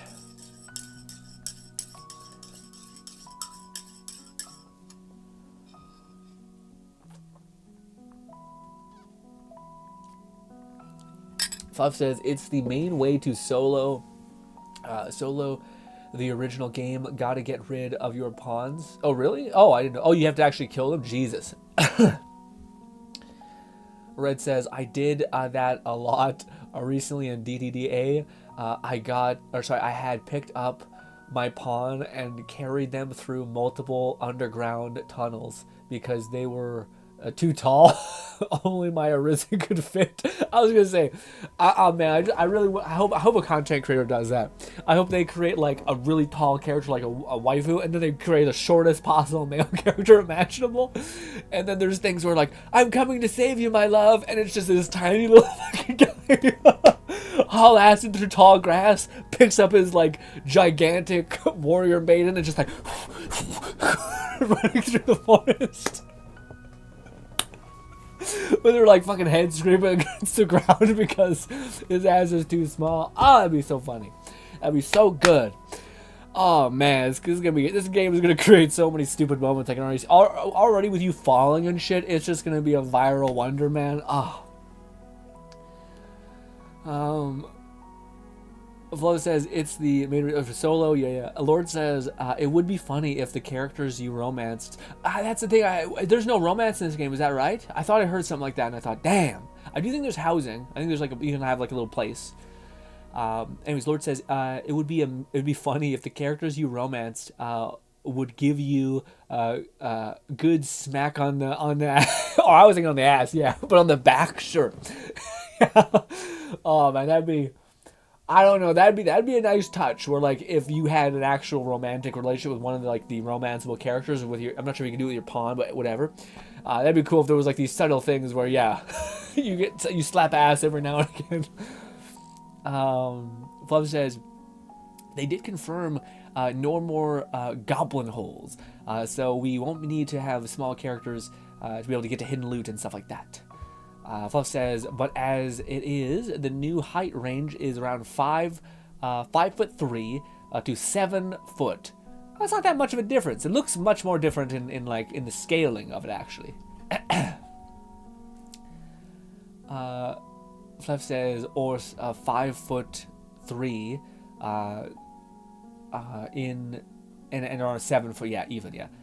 Red says, which is a shame, Fluff. I fucking loved that moment where I needed to pick up and carry my pawns. Yeah. I'm sure there's like utility set to it. So like if you're really strong, I wonder if that affects if you have a lot of strength, I wonder if that affects how much you can throw, essentially, like how far you can throw, because that'd be really OP if you're like a buff character and you have a really light mage character that's small and you just pick them up and you fucking yeet them on top of like the same instance that I talked about where like you're going through a dungeon and there's like a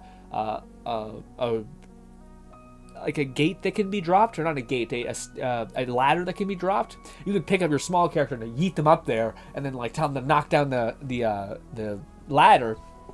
And then you can progress. That'd be huge.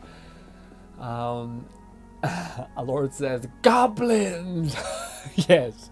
That's one of the things I'm very tempted to always do, is to make like a beautiful, gorgeous orc, or a beautiful, gorgeous goblin. Like there's something fun about like, because every time we see them in like cartoons and all that stuff, it always looks gross. They're always like, why do you do this?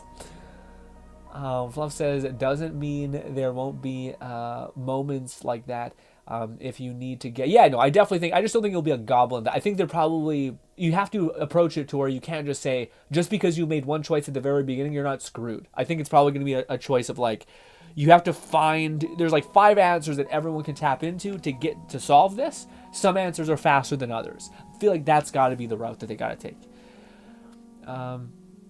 Fluff says there will be reasons to utilize fighters, warriors, springboards, or mage levitation. Yeah. I hope there's a lot of those, because I feel like that's one of the main reasons why you want a mage on your team as well. It's just to be, again, like every team would want a mage, despite them being like glass cannons. It's because they have access to like basically to solve random problems that you can't even perceive you will have.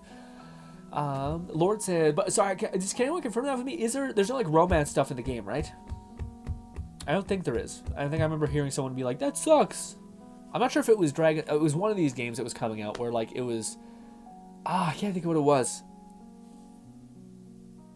Was it? It might have been Outer Worlds 2 or something. No, I don't know what it was. It was one of these games that was an upcoming RPG, which might be this one, where they're basically talking about how they don't want to jeopardize the story by like having romantic stuff in there, and I think that's so annoying because it's just always fun to kind of like.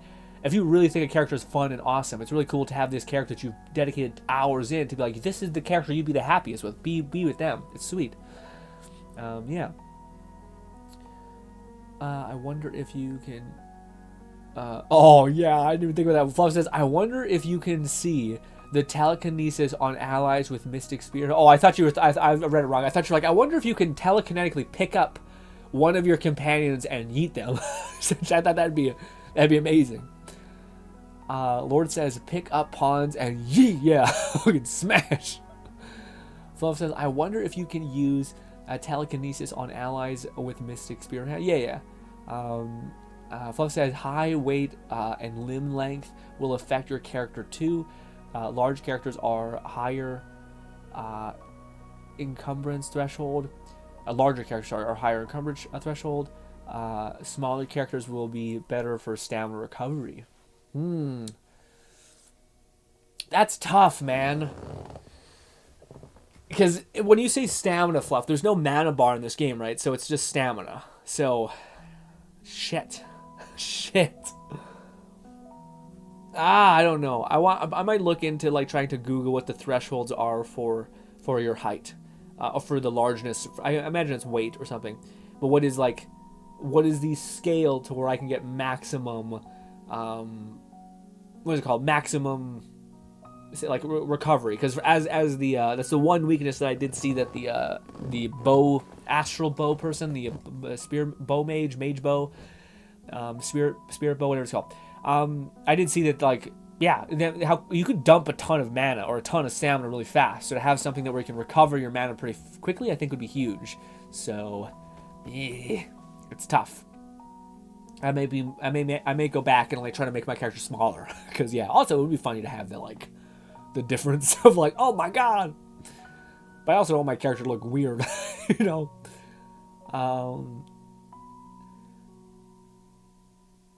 Smaller characters can stay grabbed onto by monsters longer. Oh, I see. Wait, smaller characters can stay grabbed. So yeah, grab, like you'd be a little tiny little fucking chipmunk on the back of the fucking ogre's neck or something. Fluff says that is what I said. Grin. Oh yeah, no, yeah, I put together as I was reading it for the second time. I was like, okay, no, Fluff probably meant he was hinting at that. Will attack faster, longer limb, have long reach, so you can shorter limbs. So a shorter limb archer can be great, and a long limbal warrior will be easier time circling into groups. Yeah, I feel like the character that I like, my natural stance is not archer, because I'm 6 foot and I have long limbs. So unfortunately, me trying to make my character kind of feel like a better version of me essentially is and we may have to go back on some of that. In Dragon's Dogma, can you multi-class like a main class and have a second class? No, you have hybrids, Lone. So you start off as like a archer, and then you hybridize into a mage. Then you create a hybrid class, which is a spell archer, whatever it's called. But yeah, I think it's a different class entirely. I don't think they like share the same. It's a different thing from the beginning. Red says, honestly, those change based on character proportions are not meaningful. I just ignore that aspect entirely and create the character how I want. Yeah, I know. To me, stamina is one of those things where I feel like you'd want to stack as much advantage as you can, unfortunately. Fluff says, hybrids are essentially the main class with the secondary, however, and hybrids exclusive to the player, as they're too complicated for pawn AI to properly manage. Yeah. Although I don't know if that's fair as well. Like, I feel like that's true for some of them, but not all of them. Like, I don't feel like the magic archers aimbot, essentially. So, like, what? I don't think that's exactly right, you know?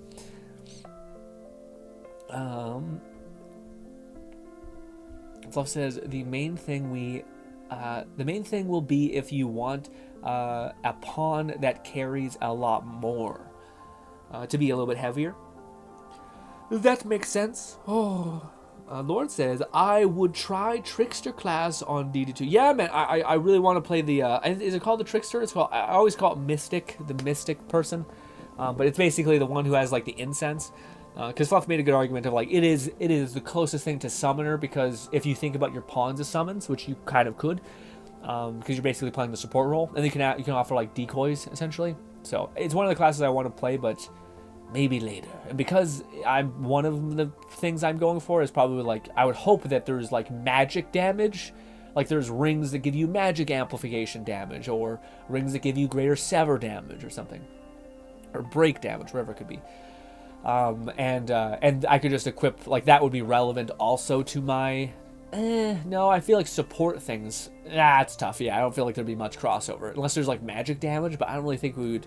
I think we'd want to try to build up how much like buffs you can give your players, but we don't really know how those things work yet, so it's kind of difficult. We don't know if it's going to be like amazing or good, you know, how like I mean like the upgrades that you can get for your armor, your character. We don't know if it's going to be like holy shit, no, you know, increases mana, damage, proficiency, whatever. If that's just like a general stat, then that'd be huge. Then it's just like awesome. It's just making all of the things I do better. Probably not. It's probably going to be like individual little upgrades for specific things. But Red says the encumbrance thing is null for me. I'll be modding that out the weight limit. I hate inventory management. I do too. We'll see how bad it is. Well, yeah. I might be like, Red, you can send me that mod too? Although there might be also like a console command, but maybe not. Fluff says Magic Archer will be more more about casting speed than attack speed, so that won't really be applicable by weight, height, limbs. Yeah, but the thing you got me on is the weight in regards to your stamina. Because to me, I think, again, that's the one thing that I would hate is, like, if I was just like, fuck, man, shit. Like, I just want to get my stamina back. I just want to be able to cast more spells. I really don't like downtime or, like, waiting to do stuff in games. I want to keep outputting. I want to have a high output, kind of, so to speak. So, yeah. I wonder, I might try to look for that. There's got to be some asshole who's gotten, like, early access who showcases the skill trees. Who are like, this is what the Magic Archer skill tree is. This is what you can kind of expect. Although maybe not, because I feel like Magic Archer is going to be something that you probably get access to around like 6 hours or maybe 10 hours in the game when you find that special thing. But I'm going to be on the lookout for being like, who the fuck gives me the Magic Archer thing? Okay. Also, by the way, can someone tell me what day this comes out on? Because I think I'm not sure. I think it comes out on Wednesday. If it does come out on Wednesday, we will be streaming this on Wednesday. I don't know when. It could be like literally at 1 p.m. That way we can just play on through for as long as possible. But yes. But then we will also be playing it Thursday and Friday as well. We'll probably have our hangout stream.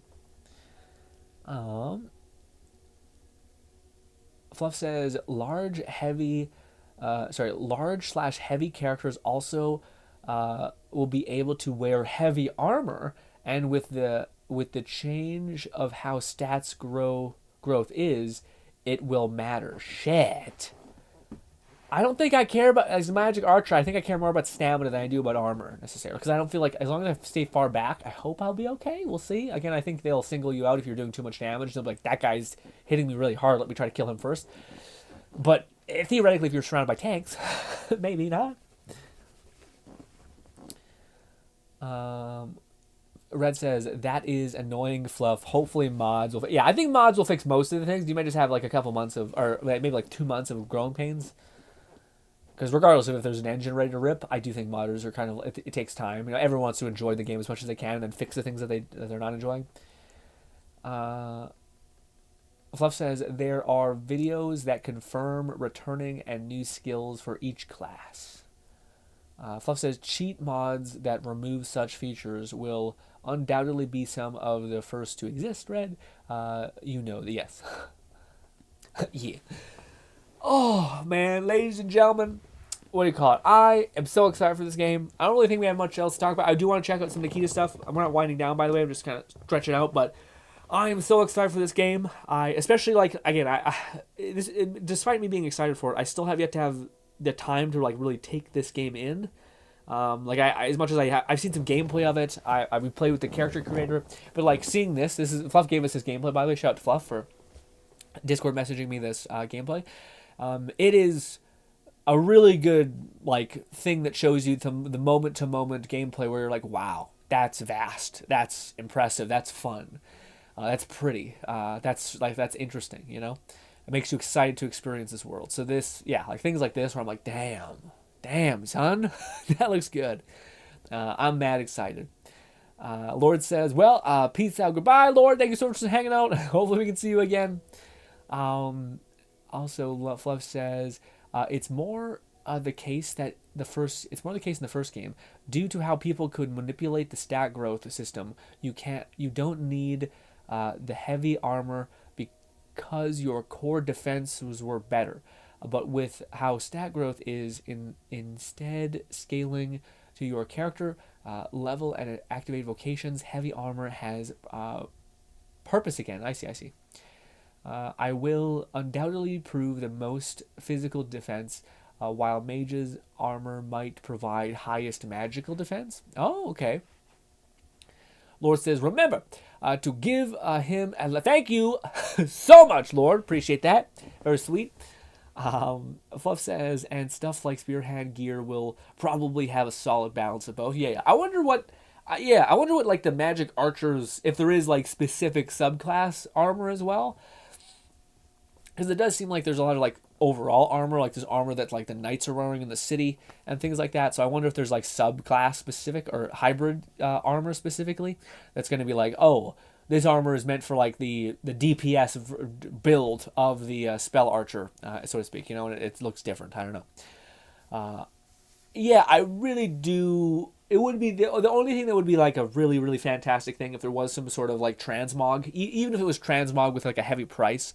So like if you had to do like end game legendary boss clears or something like that to be eligible to get like a transmog node, just so you can't transmog everything, and you do have to like they do force you to kind of dabble in like one armor set's look just to kind of get out of your comfort zone. But then you could like at the end game you could be like, fuck it, I want to look like this. That'd be the icing on the cake, I think, at least to me. And yeah. Ladies and gentlemen, let us look at these gosh ding dang darn Nikitas that Lone has sent me. And yeah. Also, Fluff says, and stuff like spearhead gear will probably have a solid balance of both. Yes. Magic Archer and Mystic Hand will probably have a balanced split. Spearhead might lean more into physical, and Archer will be leaning more into magical defense. Spearhead was the other one that I thought was really cool. My top three that I want to play, hopefully at some point, is Magic Archer, the support Mystic Summoner guy, and then the Spearhand, the Mystic Spearhand. The one because the Mystic Spearhand seems like he has the best answer to the fact that like you need to, again, he has like a 3-second immune state, which is crazy, and then he also has like the ability to teleport onto flying enemies, which is also fucking crazy. Fluff says, we've seen a lot of armor so far, and the armor isn't restricted by vocations, but they'll likely favor a certain playstyle. Yeah. Red says, remember, right, I want to show off Red's pawn. Oh, my legs. Oh, my body. Oh my god, I hurt so much. I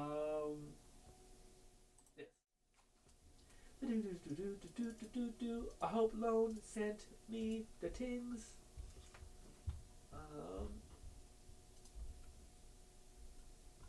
Where? Oh, it's in there. It's not saying.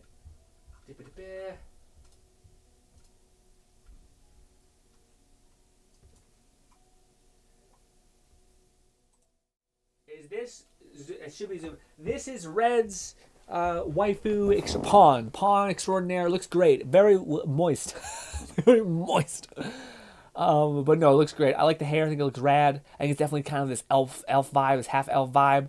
A little bit beefy, a little bit abs. Cool ass. To me, like I guess it's cool. The tattoo almost looks. It looks more like elfin, florally, I guess, which is cute. I like the white hair. It looks sweet.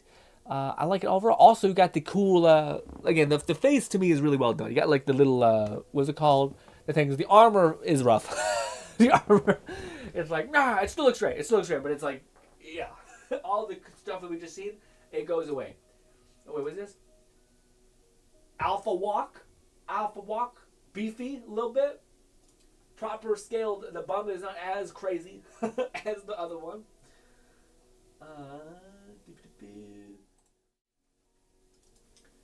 Also,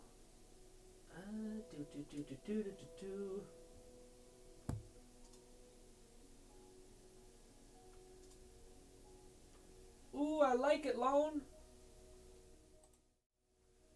This is Lone's art that he's drawn. It looks awesome. Is she blowing a bubble? She is blowing a bubble. I can't really see it from far away because it's just Discord opens things so small. I like the little the band around the thigh, Lone. That looks awesome, fantastic. I'm not sure what that is. The compass on the hip. I like it a lot.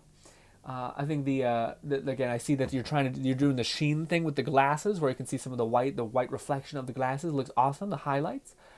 I'll be honest, Lone, I haven't seen knees done even remotely well, and I think you've done it. Fantastic. I think I've also seen this character. My favorite part about it, though, the one thing I think that shows off the best is the collar. The fur collar loan is looking absolutely fantastic. I can immediately tell what that is, and it looks great. It looks fantastic. Love it. Also, a little Game Boy thing in there looking at. Neat. That's awesome.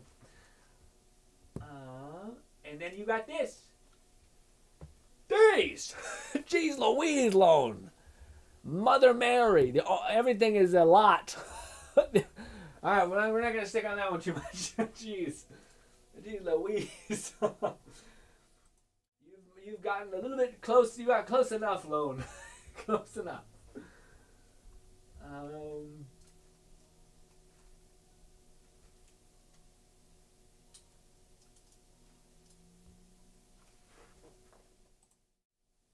Wrong one. Alright, this is one of the Nikitas. I feel like it's so small. Can I figure this out? Let me see. Give me a minute.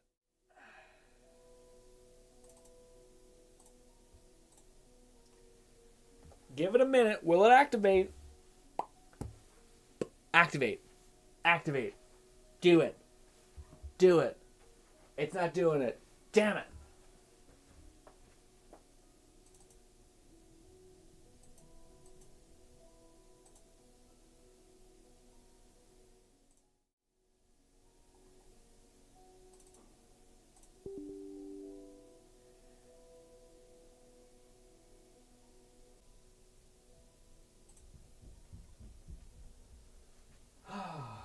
Are we back?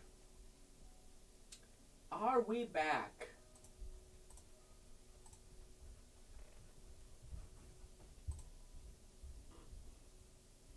Are we back? And we're back. Okay, we're back. Jesus. I was able to reconnect. Mother Mary. Okay, we're my OBS. Are we? My OBS crashed. My OBS crashed.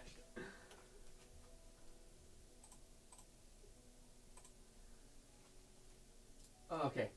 Thank God, we're back. Yeah, it crashed. Anyways, my OBS crashes when I try to switch over to Elgato because Elgato is so old that it's like, and it just dies. Anyways, this is Lone's Nikita's. Jesus Christ, this one I like a little more. It's not as showy. Also, it has the we'll just say the yoga pants effect. We'll say it. Looks great. Looks fantastic.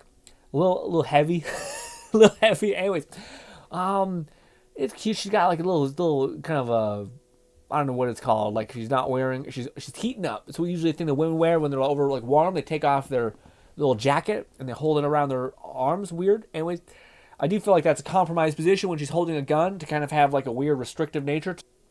And this is her like intro thing. YouTube, that is not. There's no titties actually. That is just. It looks very like a lot of skin has been shown, but it is not actually booba. YouTube, I promise. That is not. That's gonna be. That might get rough. That might get rough real fast. We might stick with this because that I feel that was dangerous. That was where the AI bot will probably just think, "Oh my God, there's boobies out," and not. Yeah, that's a little rough. But this one looks so cool. This one I like the design of a lot. Also, I think it's funny that the whole eyes aren't being shown completely. Should we just do? Fucking fine.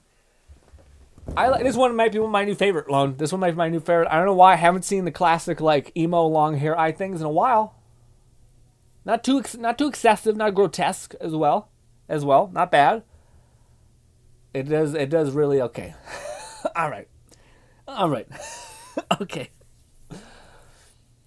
I don't know. I mean, how bad can the thing be? How bad can it be? The like whatever that last intro scene thing was. He's been my a fan favorite for design. Is this it?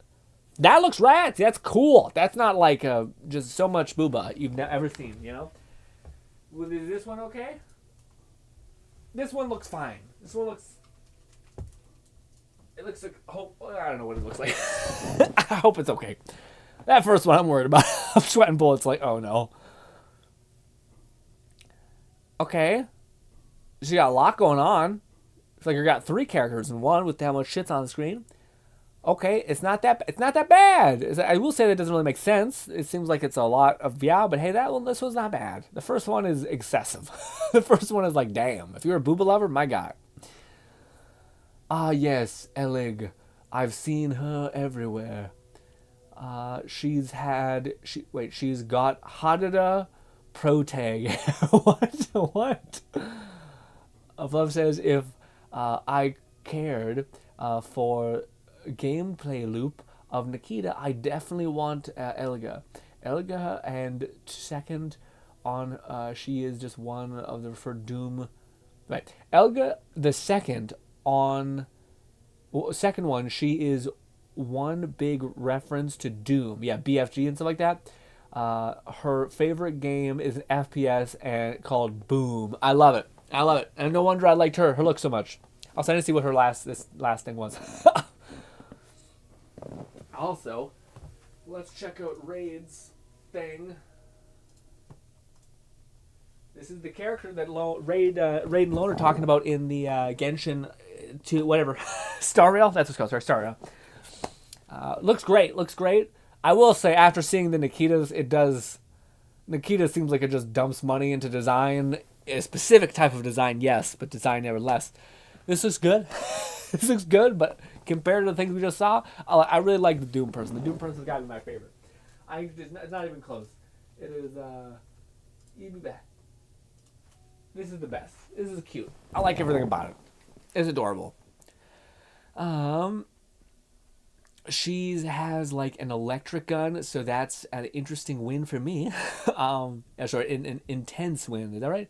Instant win. Fluff says most Hadada anime protags have bangs covering their. That's true, I guess. I mean, I don't know. I don't know. Red says sure, but not the long and excessive. At least it's not common from my experience. Raiden Shogun says Fluff. Alone says the last one. Her name is Snow White, and she has a whole ass arse. I was about to say she seems like she's cooking, like a lot. Fluff says I mean, the Honkai Genshin verse all have recurring characters. That is true. I don't know. I mean, it's because it's probably just it's like so much that we've just experienced so much of the Genshin aesthetic to where like.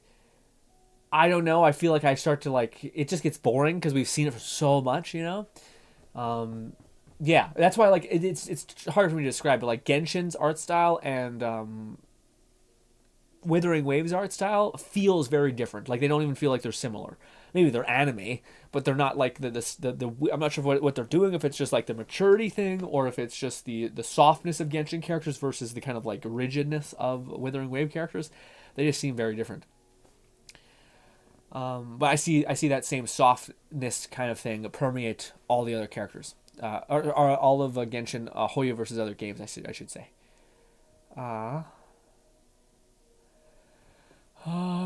So I believe DD2 will release on the 22nd, or a midnight launch on Thursday, and 21st.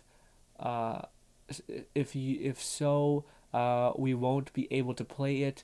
For Thursday stream unless you stream it at like 10 p.m. Okay, so probably a Friday stream then. So we might be able to get in some. Finally, we might be able to get into some Helldivers. Finally, Fluff says in that regard, I vote for Helldivers to yeah. Red says if bangs are covering more than half of the entire face is too much. No, I think it's cute. I think it's cute because I just don't see it often.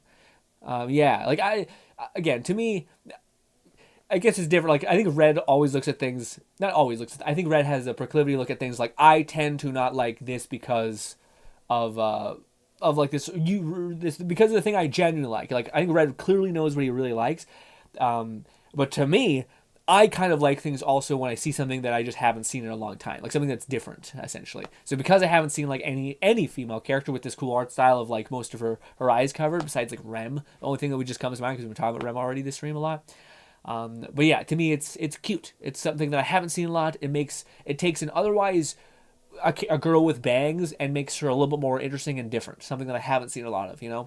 Like, I don't think I've ever seen a girl with bangs at her, like, nose level to where she's basically doing, like, the teen angst goth phase, essentially, you know? And how that could kind of be cute given the personality type that she has. But regardless, neat. I enjoy it.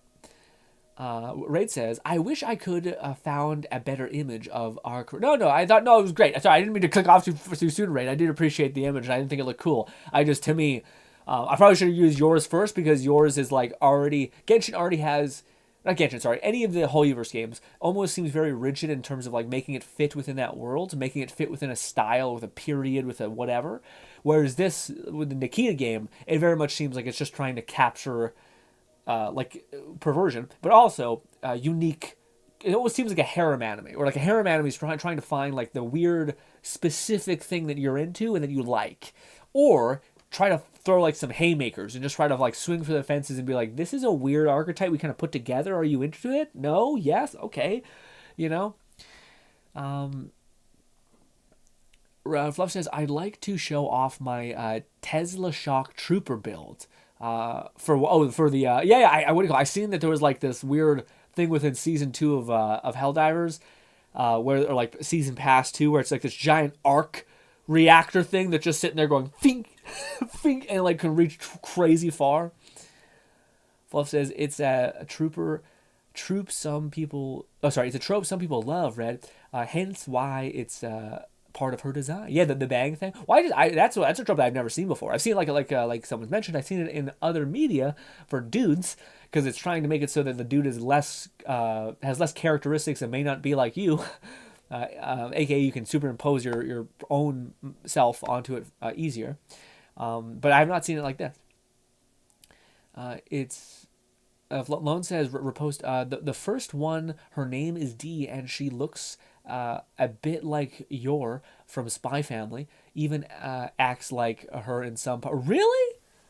Housewife Assassin? Shit, man. I don't know. To me, one of like Yor's charms is that she's like a really, what is it called? Really like, how do I put it? Caring wife who wants to do her best, like, and she's very much like, it's okay to be wanting to be good at being a wife and all these things, which is really charming in a sense. But when fucking, if I just seen Yor and her fucking shit was like that, I'd be like, honey, can we pull it back just a bit, just a bit, it's a bit much. To each their own. I certainly don't like excessive bangs like that. It's fun. Yeah. Raid says, nah, she has like a demon form. I see. I couldn't find an image of it. Oh, I see. But yeah, I'll probably look sick then, yeah. Just like the Raiden Shogun has like the kind of like the long, like the crazy fucking 4 arms behind her that are all electro based. My chest. Lone says, killer wife is her code name. Oh, that's good. That's good. Fluff says, the new Blitz shotgun is a short-range electric primary arc throwing extra as a support since launching some of the Tesla towers. Wait, support since launch? What does that mean? Arc thrower exists as support since launch. Oh, okay, I didn't know. The Arc Tower already exists for a long time. Some of the Tesla towers. Or same as the Tesla towers. I see. Okay, it took me a while to get through that. My brain started to mush. Turned to mush. You also don't care for the Goblin Pawn, Red. We all have our preferences. Red says, it's true. Red says, hence why I said it's fine. The world does not revolve. Yeah, to me, it's just one of those things where, like, I don't know. To me, I think it's just me. I wanted to point out that, like, again, I think there are certain things that people just generally like. And like, there's things that you like because it's what all of us have associated with ourselves, that they are things that we find interesting. Maybe it's like, for me, it's eyes. I think most people like eyes. I fucking love eyes. I think eyes are beautiful. That's why I talk about eyeshadow being such a thing that to me means a lot. Like it makes me like the look of someone so much more. So on and so forth. But I also think there's like something that comes off of that, which isn't like something that you can kind of nail down in a sense, but it's something that, like, I do enjoy when there's something that looks different, something I haven't seen before. Now, granted, if it looks so out there that it's just like, this is too much, versus if it just looks like different enough to where I'm like, this is interesting, but also not so different that it makes me be like, this is too much, you know? I think there's a difference between like things that you really know you like, and then other things that just are different that you haven't seen before that is interesting in itself. Red says, "Is GRINN audio cutting out? It shouldn't be. We changed the mic." Raid says, "Is GRINN's audio cutting out for anyone else?" I think this is a thing that usually happens with Raid. I've seen Raid have this issue happen a lot, usually with that. Just specifically with the audio cutting out. Usually there's like static, and that's usually a problem. But the cutting out, I've noticed it happens with Raid quite a bit. Lone says, "Knowing your GRINN, she's probably overreact if you said that." That's probably also true. I need to finish season 2 of Spy X Family. In fact, I don't think I finished season 1. I got there was like a halfway point. I got to the point where she was almost able to have her dog, the pink haired girl. I can't think of her name. Anna. Raid, we told him about it. It's fine for me, Raid. Audio is cutting. Audio is fine on my end. Hang on, I'll be right. Yeah, it's one of them things. Is it happening for you too, Lone? Because it shouldn't be cutting out. We change. This is the locked in mic that we've used for 2 years. It shouldn't have any issues. The other mic that I was using, it's a lav mic, which has like trying to jump. I was trying to jump like 5 feet, and that should be fine for it. It says it has like 30 feet of distance clear. But yeah. But ladies and gentlemen, I have to go. I want to try to edit this video called Bootstrap Island. By the way, we had a video on there's a lot of stuff that happened, man. I don't really want to go into it, but it's been kind of a crazy week. The video that I uploaded for the Power World video is maybe one of the first videos I ever have, which is gonna reach 100,000 views, which is kind of crazy, wild. So yeah. That's kind of cool too. Don't want to get my head about it too much. The second thing is that a lot of our videos from the Mind Palace of Madness channel also might be doing well. I was like hard locked at like 500 subs for a long time on the Mind Palace of Madness channel, and then finally I uploaded this one video about like it was supposed to be just like this quick news video. And then I just thought, hey, there's this cool news that I want to talk about. I can attach it to like this overarching idea of what I heard about in Bone Lab, about how like it'd be really nice to have a connective mod engine essentially. And that video is at like I think it's like 26,000 views, and it's like wow, compared to us getting like 1,000 views on some videos. It's just crazy how like a quick one-off video that you're like, I think I could do something with this, and you have no expectations that it's going to do well. It's not very similar to what you made beforehand, but I tried to learn enough about what people generally like to where I hope it was good for a lot of people. And it kind of was. So it's a weird thing. A lot of stuff happened this week where it's like cool, and it's like a weird thing because like I don't want to think about it too much because it starts to get me like what's the word? It fucks with my head a little bit. Like when things start going really well, I'll tell you guys this. I was even debating making this a fun video, but it's going to be tough to make. But like it might be tough to actually like go through the process of making it. But one of the things that I learned about, and I think it's very true, is that there's 3 variables in your brain. One of the variables is your conscious thoughts. This is something that you think about consciously, the things that you choose to do. If I say red elephant, red elephant, red elephant, red elephant, what do you think of? You usually think of a red elephant, or you think of a crazy guy screaming red elephant a lot. Either or. That's your conscious thought. And then your subconscious thought is the various things that we've been experiencing this whole stream, where we're just kind of talking and we don't even know what's really happening. We're just kind of going through the paces. We don't know where our thoughts are really coming from. Maybe they're coming from what we were listening to. And we certainly don't know how we're able to consolidate all of the information that we had into actually communicating in a fun way. And this is like your subconscious brain. If you're practicing to shoot a basketball, you would consciously think about how to shoot a basketball and all the variables of distance and patterns that you see when you shoot the basketball, so on and so forth. And eventually, if you get out of your own way, your subconscious brain would basically take all of the tiny little lessons that you consciously learned and make them all subconscious actions. But then, the last one is your self-image. This is the image of yourself. The image of yourself is basically the thing that you believe that you are. the best way to think about what your self-image is it's the throttle to your conscious and subconscious mind, mostly your subconscious mind. The reason why I point this out is because it's kind of the same thing that I'm experiencing right now. If I told you, hey, how many basketballs you can shoot? Do you think you can actually shoot from a three-pointer line? And you probably would say, maybe 3, like in a row? 3, maybe 3. Okay, what happens if you started to score 6? What would be the feeling you have when you're at your 6th basketball from a three-pointer line in a row? What would the first thought be that comes to your mind? Maybe you'd be like, awesome. The second thought would probably be, what the fuck is going on? I never score this many shots in a row. This is crazy. And immediately your self-image would start to basically adjust to be like, this is not like me. And you would self-sabotage yourself. This is also something that's found within like a lot of relationships with people where they subconsciously do not believe that they should be happy in a relationship, or being happy in a relationship is normal because their entire life they've been in a toxic relationship with a lot of people. So that's what they know is normal. That's what their self-image constantly communicates to them, that is what they deserve. That's what's normal.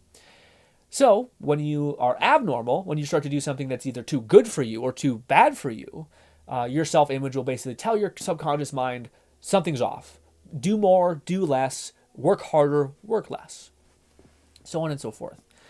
So if you're like me a little bit, and you've been getting like, regardless of how hard you try, really, a lot of times, it seems like you get, a number of views on your videos that maybe you're used to at this point, which is like less than 500. When you start to get more than that, your brain starts to do that same thing, that panic. Your brain's like, this isn't what I do. And you start to basically not sabotage yourself, but it's almost like your brain doesn't know how to react. And oftentimes you're like, whoa, what am I doing? I just need to do more of, I guess, what I was doing. How did I do that? And then you basically start over trying. And then that's equally as bad. And where I learned all this, which I think is very good, is that book I always tell you guys about, is that With Winning in Mind by Lenny Bazin, blah, blah, blah. But in the book, he talks about how you can kind of try to start to grow with your self-image, basically. Try to change your self-image into the thing that you generally want, so that the vision and version of yourself is the thing that you're like, yeah, of course I succeeded. That's something that I do. That's something that I know I have the capacity to do. I did that because I focused on the process of how to shooting a basketball, and I believe that I had the capacity to get 10 shots in a row. So of course I got that. Why wouldn't I get that? It's that kind of mantra. And the idea, if you wanted to also apply this to yourself, it's the premise of the more you think about, the more you write about, and the more you speak about an action, you improve the probability of that action happening. This is not like visualization. This is more like rehearsal. If you think about the actual process of doing something, actually what it would take to do the thing, i.e. shooting a basketball, it wouldn't just be about, I can get the basketball in, I can get the basketball in. That might be a part of it, but the main part of it would be, how I get the basketball in is by training every day. How I get the basketball in is by focusing on the distance that it's me to the basketball. How I get the basketball in is how much pressure I put on the ball, and that pressure facilitates it reaching the destination that I actually get. If I push this hard, this is exactly how much distance I can get to at least the backboard. Then I just need to get better at aiming. Now that I get better at aiming the ball, then the function of both of those two things being in sequence should result in me getting a basketball. That's the difference. And the more you write about those kinds of things, the more you condition yourself, the more you see yourself as a person that has the capacity to succeed, to feel like it's normal to do well. And I'm kind of in that place right now. I'm doing my best to kind of try to push my brain in a positive direction of, this is normal. But it's easy. It's easy. Anyways, thank you for saying congrats, everyone being sweet. Fluff Lone says, I'd say 1, if I'm lucky. My basketball skills are non-existent. Yeah, exactly. So you're again, but see, that's the whole premise of the book to some extent, is that's like 90% of the problem is with what you just said. That, yeah, it's like me to not do well, or it's like me to not have something that's incredible happen. Like it's the people who are incredible, there's not much that change that's different from you or them, besides maybe there are some things that you could argue are like massive genetic gains.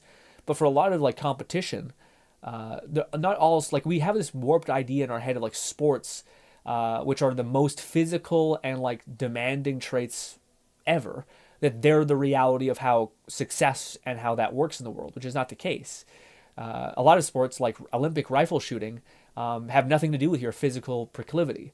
It has to do with your heart rate and stuff like that. So there are variables, but the point is that they're just variables for you to scale and to get better at. Same thing as drawing, same thing as doing YouTube, same thing as editing, same thing as becoming a modder and making games, so on and so forth.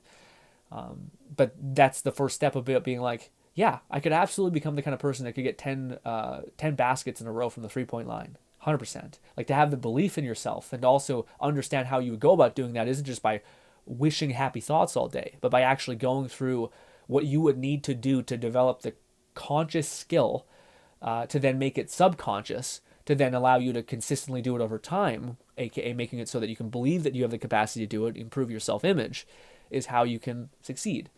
Which I like that way of thinking. I like the way of seeing things. And all it has just keep reaffirming that it is constantly, at least the way I work. So yeah. Red says, I'd probably rusty as fuck, but I was great at 3-pointers back in high school. Yeah. But 10 in a row is I think is just enough to where most people would say, how many attempts do I get? Like, it could be one of those things where like, maybe. Red says, but I played basketball nearly every day. Yeah, basketball is fun. Basketball is a ton of fun, yeah. The example is mostly just to talk about a skill that, to me, I think could be trained. And to kind of speak to the effect that most people don't believe that they can get 10 basketball baskets in a row. Yeah. So that question is, why can't you? Why couldn't you? Why would it be abnormal for you to do something incredible, great, or whatever? In fact, you probably shouldn't even think about it as abnormal, great, or spectacular. You should just think about it as you're normal. And you can do things that are normal to you. So on and so forth. But anyways, that aside, I'm happy. I'm happy that some of those videos are doing well. I'm also kind of ready for them to not do well, because it kind of comes and goes. It kind of you have some momentum, then you have no momentum, and it kind of just happens. All I'm trying to do is make videos that I like and that people like. That's all I'm kind of betting on. And we'll see what happens. But ladies and gentlemen, I'm super excited for Dragon's Dogma 2. I cannot wait to play with you guys. We will be playing it on was it Friday? I think it was Friday. Friday was when it will actually be out. Probably we'll streaming at 1 p.m. on Friday, just a heads up. We'll be streaming at, I'll give you a heads up because Thursday we'll still be having our bog standard 5 p.m. stream. So I'll just tell you guys then that we're doing it on for Friday at 1 p.m. just so we can play it for a little bit longer. And we'll probably play that game for a long time. I don't know if I'll play all of it on stream. I'll probably play a little bit on stream. Play a lot on stream, sorry. And then if I wanted to do a little more as I was going to bed that night, then I'd probably do a little bit more. So you guys wouldn't miss much. And yeah, I'll probably play it for a couple spurts of streams, and we'll see how that goes. Ladies and gentlemen, thank you so much for your time. If you like VR, we uploaded a Goofy Fun VR stream. Or not stream, VR video on the Mind Palace of Mana channel. It is it's more of a review. It's like a quick 10-minute video of just talking about a cool game that I found that I quite enjoyed. It was actually the Bootstrap Island game that we actually streamed. And also there is a Power World video. If you guys are interested in that, that's available as well. But ladies and gentlemen, thank you kindly for your time. Hopefully I can see you once again, and goodbye, my friends. Oh, all my legs and body.